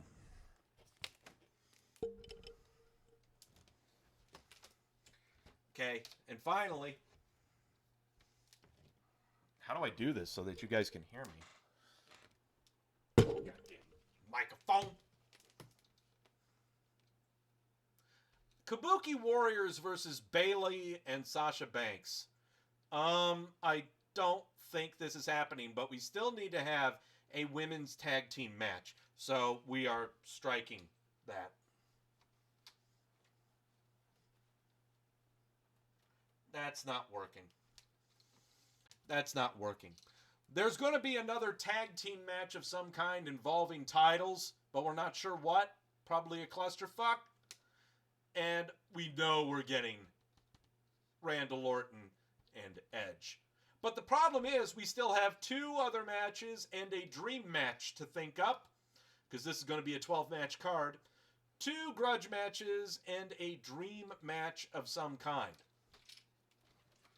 So, first off, I think that it is fair that we are going to substitute one of these grudge matches for Charlotte Flair versus Rhea Ripley for the NXT title.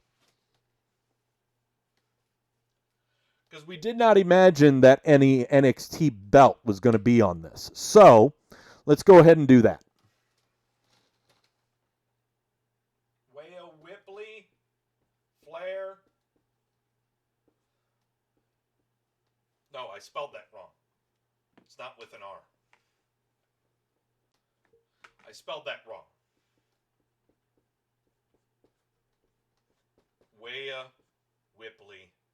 There we go. Yeah. So there you go. So we got that. All right, so we got that. All right. So I substituted that for a grudge match. The 4 matches that we still have to try to book for this show, for WrestleMania, I still need the SmackDown Women's title, a Women's Tag Team title match, a grudge match, and a dream match. Dream match being someone coming out of retirement or, there being a cameo match, a one-time thing. Okay. I need to doctor up these here. And I will let you guys go and talk in the chat room. I see you talking in the chat room. I see your comments coming up. Go ahead. I see Otis Mandy storyline is being good. Rhea Ripley, sources are hitting me real hard. No. Grudge match, Otis Ziggler is saying Michoon. Okay. I see a lot of people saying grudge match, Otis and Dolph. I like that idea. I like that idea, but the 12 matches we're thinking of are on the main card. CJ is saying Lacey and Karen or Bailey. Otis versus Dolph. A lot of people are still saying Cena is appearing on SmackDown this week, which leads me to believe we'll have him versus Bray Wyatt.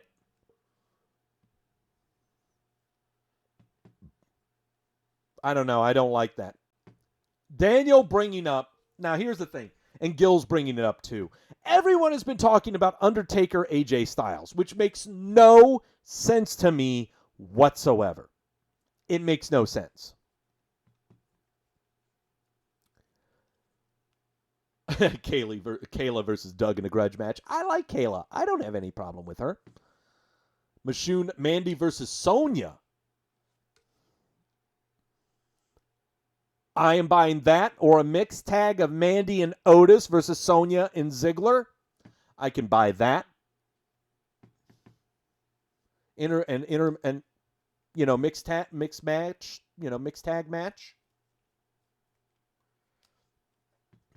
I am right now almost looking at Cena Undertaker. I really think Cena appearing on SmackDown. And the thing is, Cena Bray Wyatt sounds better. And also, there's been a lot of talk about Cena versus Elias, but I don't see that because Elias is riding a wave being a babyface. So I don't see that either. CJ seeing a six-person mixed tag. Heavy Machinery and Mandy versus Ziggles, Rude, and DeVille. Definitely see that. Cena Undertaker, I'm thinking, is one that might happen. Well, let's first start off with the SmackDown Women's title. SmackDown Women's title. Bayley, is the SmackDown Women's Champion. We are getting her versus Naomi in South Dakota on Thursday. Are they really going to have that carry on to go into WrestleMania? I don't know. I have no idea what's going on here. Naomi winning the title? Ebony says Naomi, Nia Jax. Jamel saying the same thing. I don't know. I don't know if I can buy that. I can't do Naomi versus Carmella either. Mashoon agreeing with me with Cena Undertaker. Nakamura Braun saying Daniel. Right now, I'm loving Braun Strowman, Baron Corbin. Right now, I'm loving that idea right now. Damn. The way you guys are talking, you're talking as if Naomi's winning the title in South Dakota. Is that what we're talking about? Are you telling me Naomi is winning the title in South Dakota? Because I see a lot of Naomi Sasha Banks. I see Naomi Nia Jax. So you're telling me Naomi is going to be the champion going into WrestleMania? I thought we would like to, have her win the title at WrestleMania. I thought that would be a way better thing. Or is it going to be a clusterfuck? I'm buying a clusterfuck. I'll buy a clusterfuck for the SmackDown Women's title. I'll do a triple threat of Bayley, Naomi, Sasha Banks. How about that?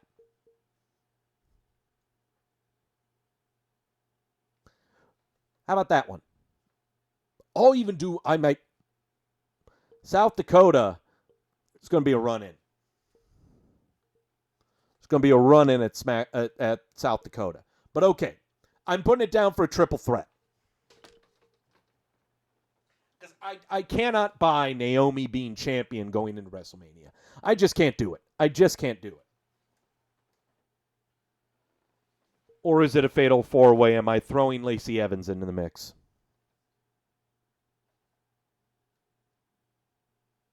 Fuck it. Let's just make it a massive clusterfuck. Fatal four-way.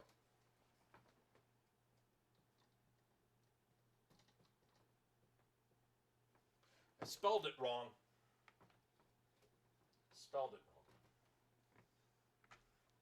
Okay. Spell it wrong. We got fatal four-way going.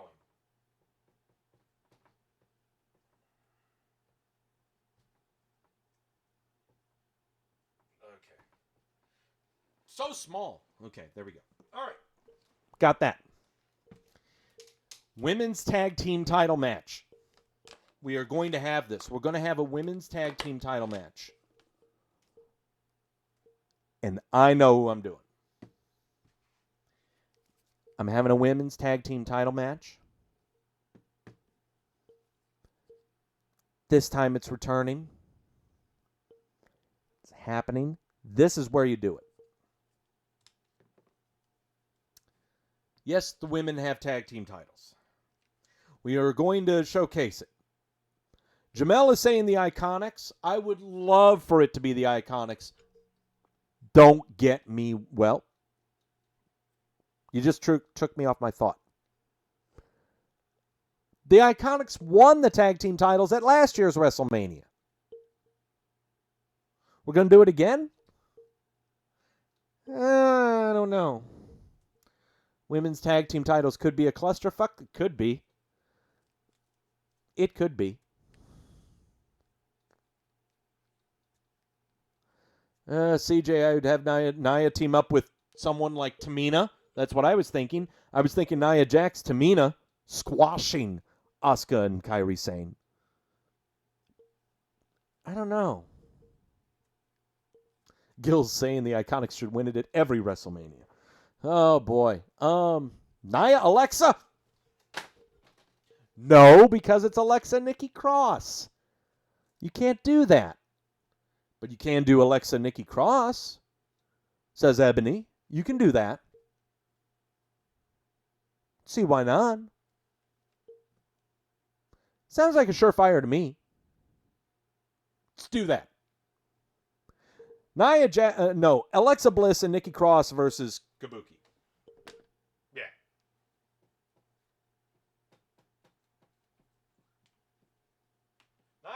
Alexa and Nikki versus the Kabuki. All right. There we go. All right. I still have a tag team title match to book of some kind, a grudge match, and a team match. A dream match. John Cena is going to have a match at WrestleMania. Period. He's appearing on SmackDown to promote this.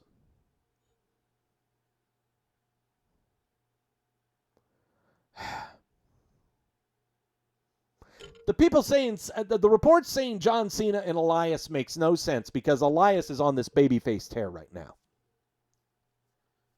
Jamel, hold your horses. I know you said Nia Jax Belair, but no. Oh, CJ brings it up. Miz and Morrison versus the Usos. No, that's happening on Thursday. Daniel bringing up AJ Styles has got to be in something. Gills. Goldberg, John Cena?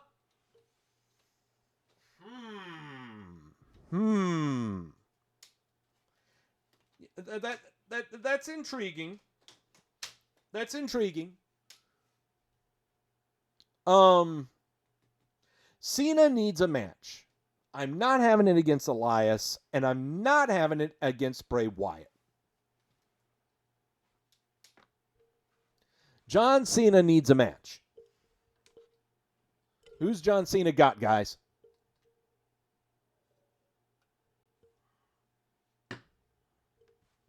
Cena Styles? No, I don't see that. No, this is on SmackDown. Cena is on SmackDown. He's facing someone who appears on SmackDown. Or who has appeared on SmackDown.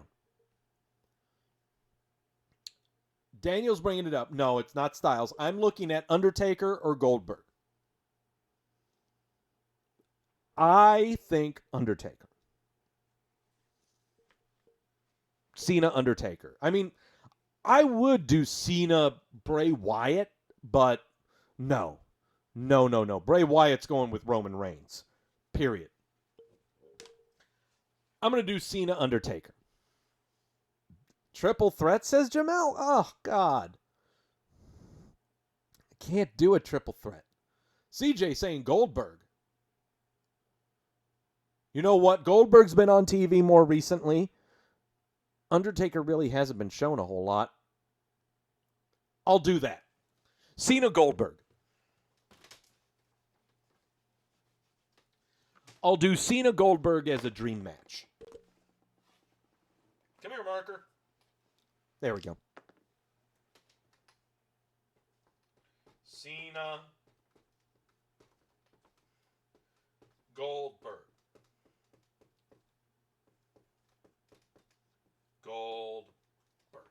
There we go.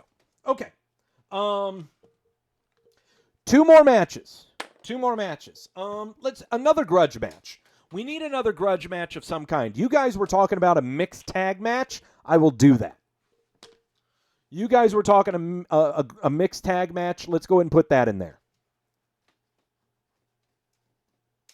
A 6-man mixed tag. You said Heavy Machinery and Mandy Rose versus Sonya Deville, Robert Roode, and Dolph Ziggler. I totally buy that. Totally buy that. That would probably be on the pre-show, but that's fine. We're putting it in our card. That's fine. 6-person mixed tag.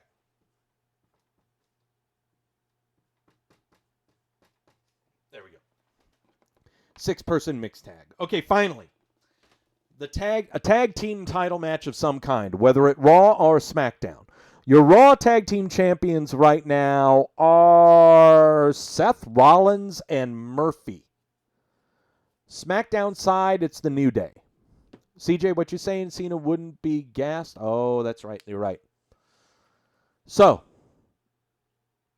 we haven't got Seth Rollins. Oh, you're right, CJ. You studied the 101. Thank you. If I'm having a tag team title match, are Seth Rollins and Murphy still going to have the titles? That's right, Jamel. Seth Rollins is nowhere on this card. Nor is AJ Styles, but he's been hurt. Samoa Joe's not on there, too. I am doing the Raw titles.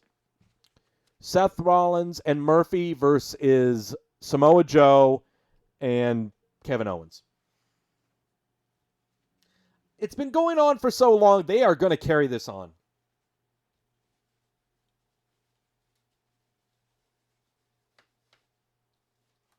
I know New Day Usos aren't on this card. AJ Styles is not on this card. Seth versus KO would be a grudge match. Well, if Seth versus KO would be the case, then that means they're dropping the tag titles sometime, and I can definitely see that happening. Actually, I'd probably buy that. I buy Seth Rollins versus Owens being a match more than a tag team title match. Joe can finally win the title, says Gills, so he can have him as a tag champ.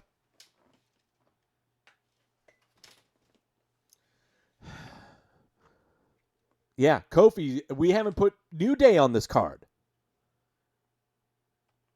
I mean, there are a lot of things we can change on this card, okay, guys? I mean, I've purely based this off of the past WrestleManias that we've seen and the matches that we see, okay? We may strike the women's tag team title match from this card. We're looking at the main card is what we're looking at, okay? Oh, Street Profits getting a title run? Okay, then you're not going to have Kevin Owens and Samoa Joe on there? Oh, clusterfuck. Raw tag team title clusterfuck. Oh, it's such a massive clusterfuck. Raw tag clusterfuck. Raw tag team title clusterfuck. You got a lot of them. You've got a lot of them on Raw. Take your pick. Viking Warriors, AOP, Street Profits, Rollins and Murphy, Owens and Joe.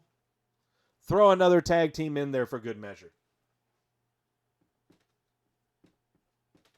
All right. There we go. We have got our new card.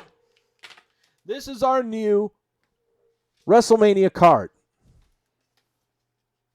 All right. A gauntlet match. I'd buy that too, CJ. Okay? Best way to try to do a clusterfuck. That's how you do it. So, here we go. This is our new updated WrestleMania whiteboard. Here we go. All right. We still got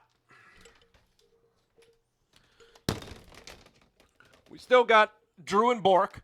Still got them. That's a given. We're still doing Wyatt and Roman.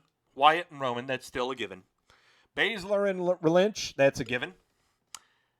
We've got Karen, Naomi, Sasha Banks, and Lacey Evans going in a fatal four-way SmackDown Women's title clusterfuck. Triple threat clusterfuck for the Intercontinental title in Andrade Aleister Black and Ricochet. Intercontinental match between Karen Bourbon and Braun Strowman. I love this idea. I really hope this happens. There we go. Kabuki Warriors versus Alexa Bliss and Nikki Cross for the women's tag team titles. A Raw tag team clusterfuck involving at least 5 tag teams. Edge versus Orton is definitely going to happen. Charlotte Flair versus Rhea Ripley. That's happening. 6-person mixed tag team match. And John Cena versus Goldberg. Yeah. John Cena versus Goldberg is what's happening right there. So says me. Oh, gosh. I got my whiteboard is falling apart. Whiteboard is falling apart on me. This is a very frail whiteboard. Oh, who cares? So there you go. That's our WrestleMania whiteboard.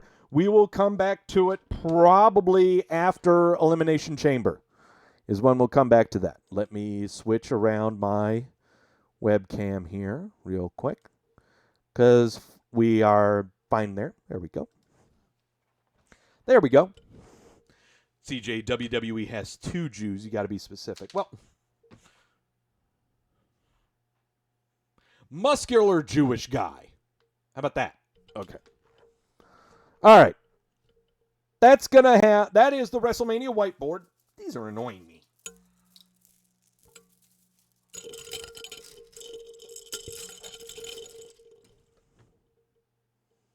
All right.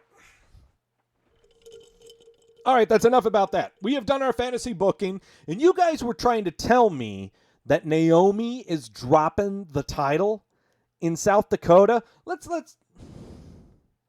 talk about that.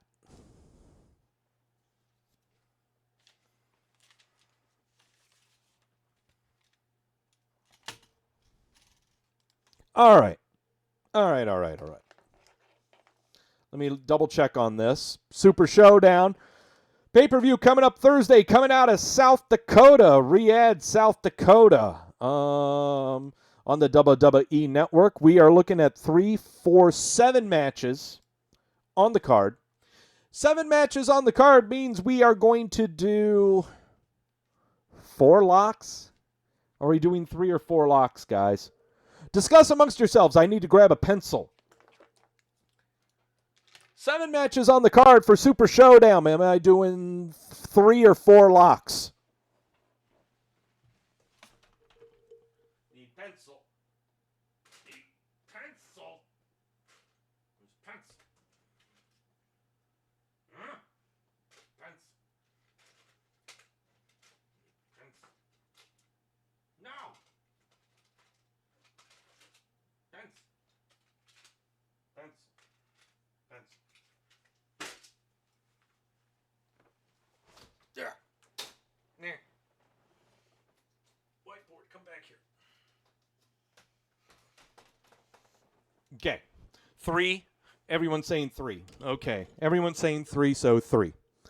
Kit's saying it's a pretend pay-per-view. Okay. And a soft one. CJ, I don't do soft locks. Soft locks are like thumbs in the middle, okay? It's either up or down. All right? No, we'll do 3 locks. All right. Ebony, because you like the number 3. Okay, well, I'm sold. 3 locks out of the 7 matches for Super Showdown out of South Dakota. Every locked pick we get wrong, we take a shot of the Luna Azul Blanco tequila on the next show. All right, let's do this. Making history of the historical persuasion, and it's of a vagina as well. Bayley, Karen. Karen is defending her SmackDown Women's title against Naomi. Bayley, locking it.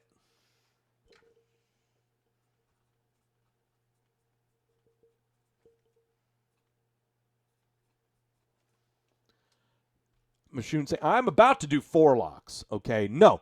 Bayley is a lock. Period. I am not having Naomi win the title before WrestleMania. No way in hell. No way in hell.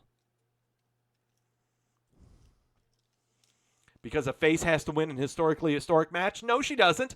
Well, she could win. By a run-in.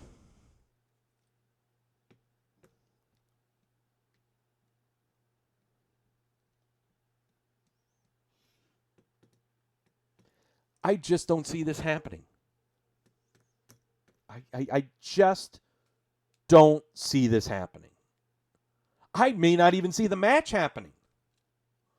They may fight everywhere and the bell doesn't even ring.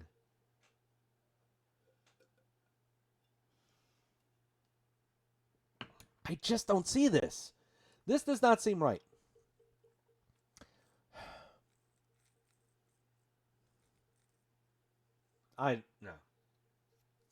No, I just don't.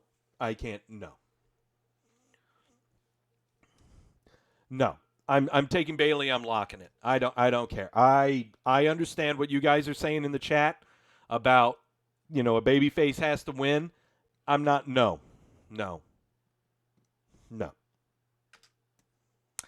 Raw tag team titles. Rollins and Murphy defending against the Street Profits. AOP is going to be at ringside. Viking Raiders and Kevin Owens are going to make an appearance here too. Gil's saying there's not going to be a run-in on the previous match. No, yeah. Okay. Gills is saying I should lock Rollins and Murphy. Do we ever get a title change at these Dakota shows? No, we don't. We don't. Well, Bray Wyatt over Seth Rollins in the Falls Count Anywhere match. That's the only one, I think. That's the only one. Jamel's saying Rollins and Murphy. Everyone is saying Rollins and Murphy on this. I'll take Rollins and Murphy. Absolutely, I'll take Rollins and Murphy. I don't know if I want to lock it. That's just for entertainment's sake. I'm going to lock this one. I take the lock off of Bailey. I put it on this one. I'd rather have it on this one.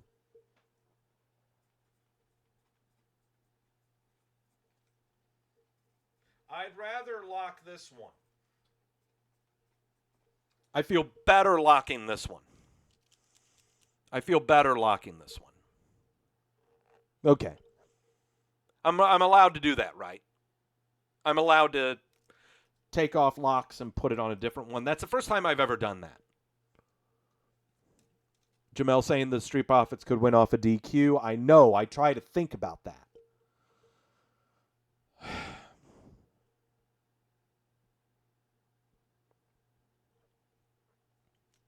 I've got 3 locks. A DQ win for the Street Profits, says Machoon. I got the keys. I've got the keys. I can do what I want, says Xantrix. Yeah, you're right. I'm not going to lock this. All right. I'm not locking it. No. You guys are making me worry. I hate tequila.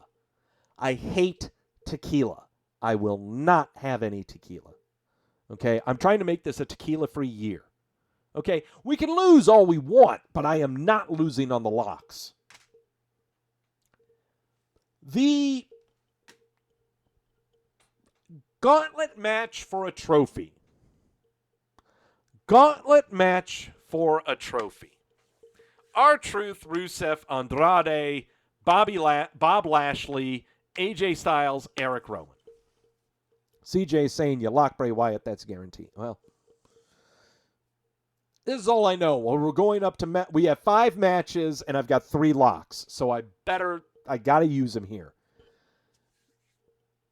Gauntlet match for a trophy, because that's what we do at these South Dakota shows. What are we doing here? Gil saying Rusev to lose to Bob Lockett. I almost want to say AJ Styles.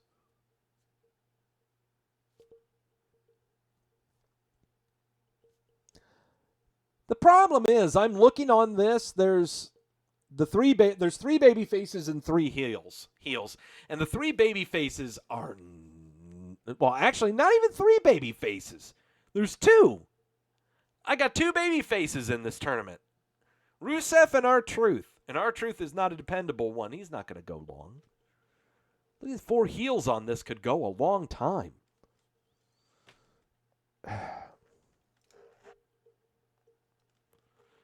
A heel is winning this. On the long term, I see AJ winning this. When I think of when they've used... Look, Orange County has got a tag team trophy. Why not have AJ Styles trot out a trophy? Right? Right? AJ Styles lock it.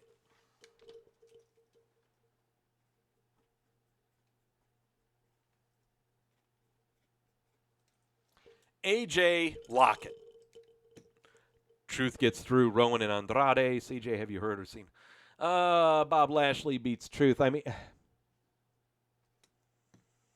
Truth. CJ saying Truth gets through Rowan and Andrade. Rusev, then Bob beats Truth. Rusev beats Bob. AJ beats Rusev. R-Truth winning? I just don't see R-Truth winning.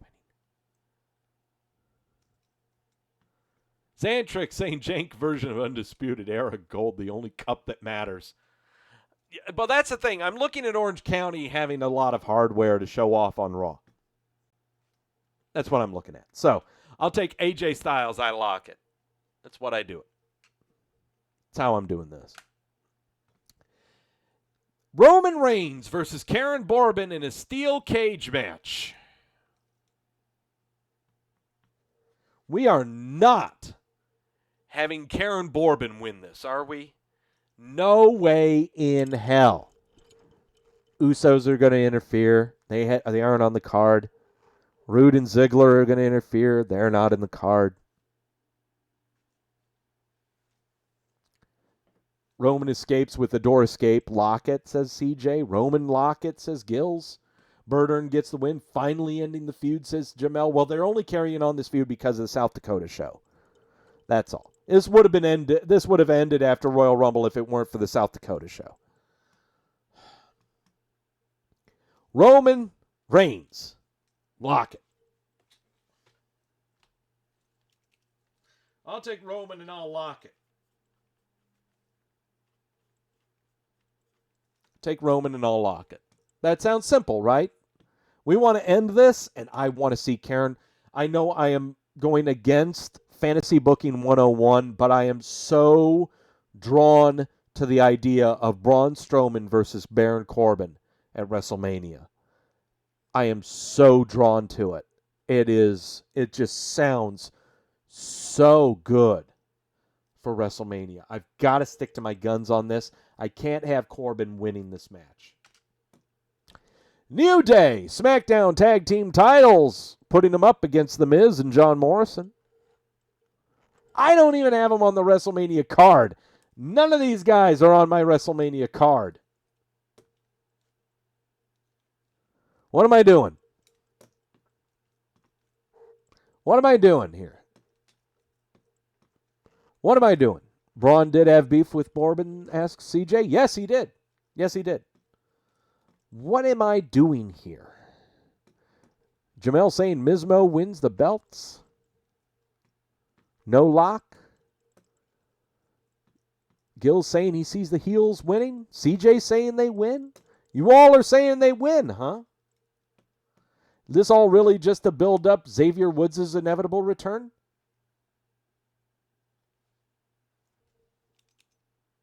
I'll buy that.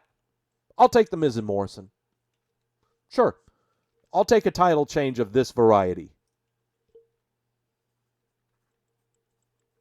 I ain't locking it. I can't lock it. Can't lock it. But I buy that. No, I'll buy that. No, you guys are right. Yeah, I buy that, and it carries on into WrestleMania. But no Usos, you know. That's the weird thing. I think the Usos are going to pay for being drunken dum-dums and not get their WrestleMania check.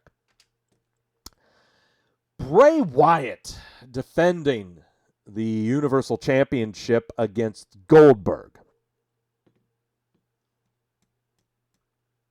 This is the one I'm locking, right? I'm locking that one, right? This is the one I'm locking? I would, but there's a bigger match that I'm locking after this one. There's still one more match after this one. I'm not locking this one. I'll take...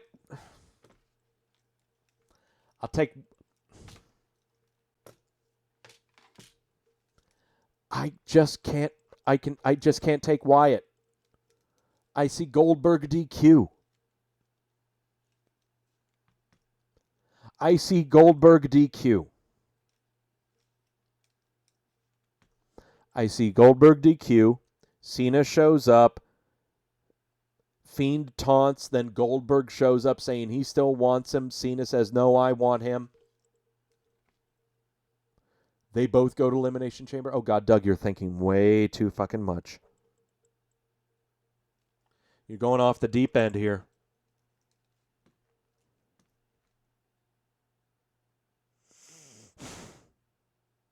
I'm not locking this, because the match after this, I am definitely locking.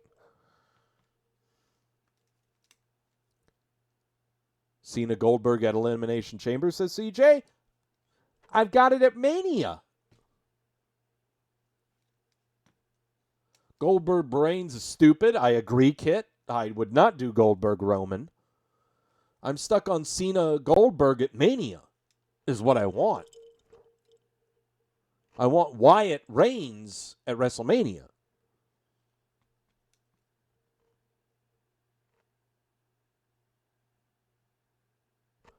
Goldberg on a DQ. Do I do Goldberg on a DQ? Do I do Goldberg on a DQ?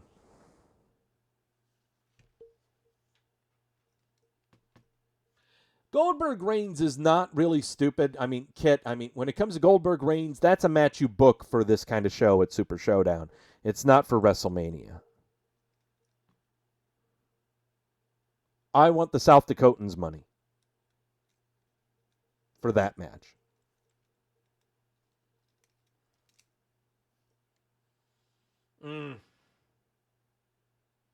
Goldberg on a DQ is what I'm doing.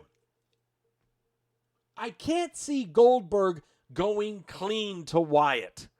I just can't. I can't see him going clean to Wyatt.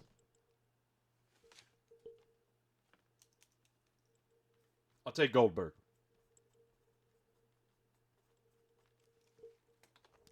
I cannot take Goldberg clean. I can't take Wyatt clean because that's how it would happen. I just can't. No. I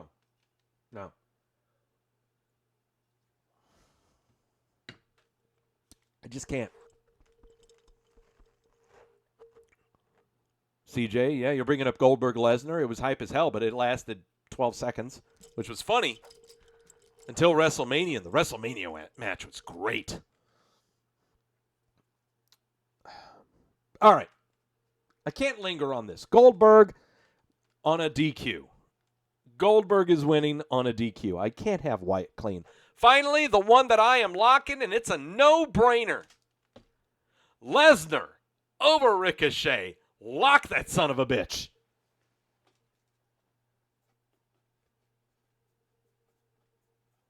Lock that son of a bitch.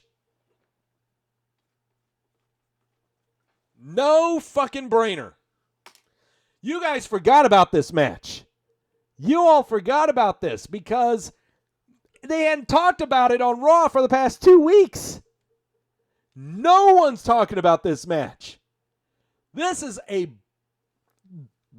murder. Oh. Everyone forgot about this match. You all did. Yeah, look at you in the chat room. You forgot about this match. This is the one I knew was a Sherlock. Nah, not Wyatt. This shit. Oh, Lesnar is going to toss Ricochet around like a sack of potatoes. Ah. And Kid St. Drew runs in. Sure. Drew can do a run-in fine, but Lesnar's going to win. Lesnar's going clean on Ricochet. No question.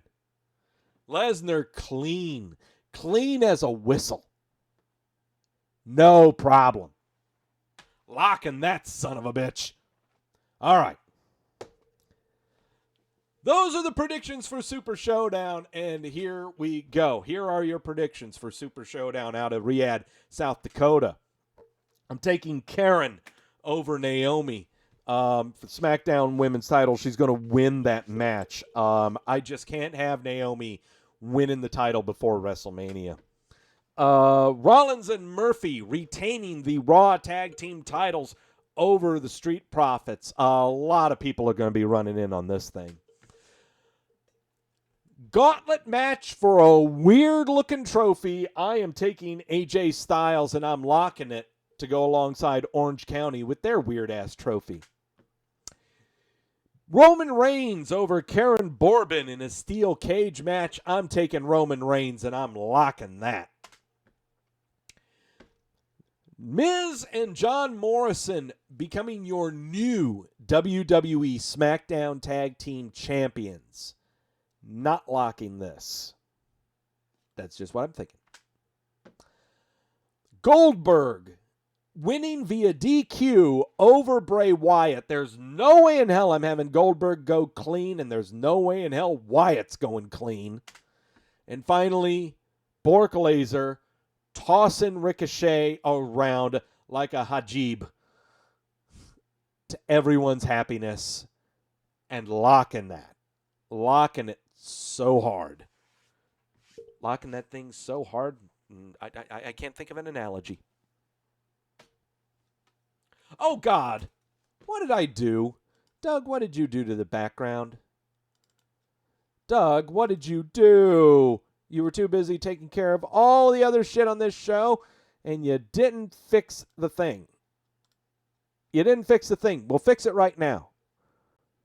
Doug, you damn it, you fix it right now. What are you doing?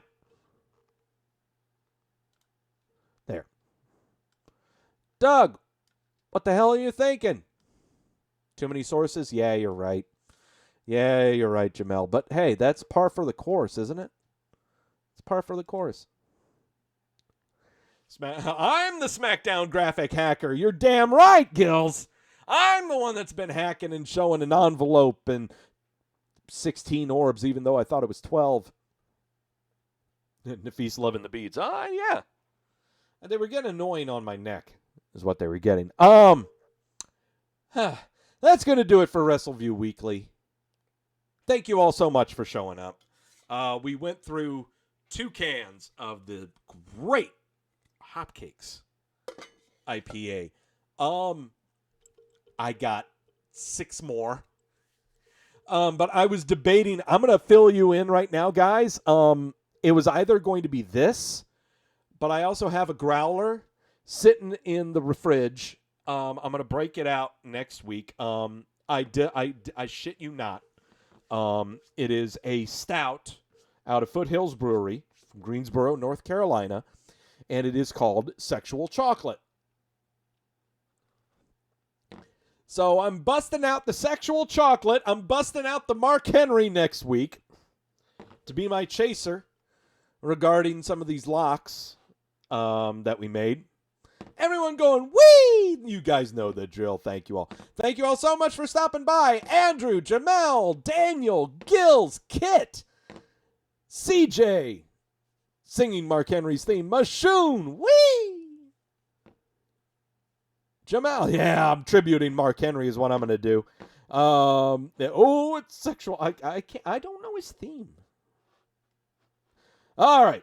Thank you all so much for stopping by. Be sure to tune in tomorrow after Monday Night Raw for the effervescent Mike Tedesco, the always joyful, boisterous, the always boisterous Victoria, and the melting your soul spectacular that is Liliana. Lily will destroy your soul. Tune in Monday night after Raw to have your souls destroyed by Lily as Victoria and Mike go over Monday Night Raw. It's always good. And also, tune in next week. I'm going to binge NWA Power and also watch their pay-per-view that they had about a month ago. And I want to fill you guys in again. NWA Power is a fabulous show. It is such a palate cleanser. It makes you feel good about yourself, and we need to feel good about ourselves. So, a binge fest of NWA Power might do some other things that I've got in mind. But until then, thank you all so much for stopping by. Have a great week. And as always, know when you're being sold to.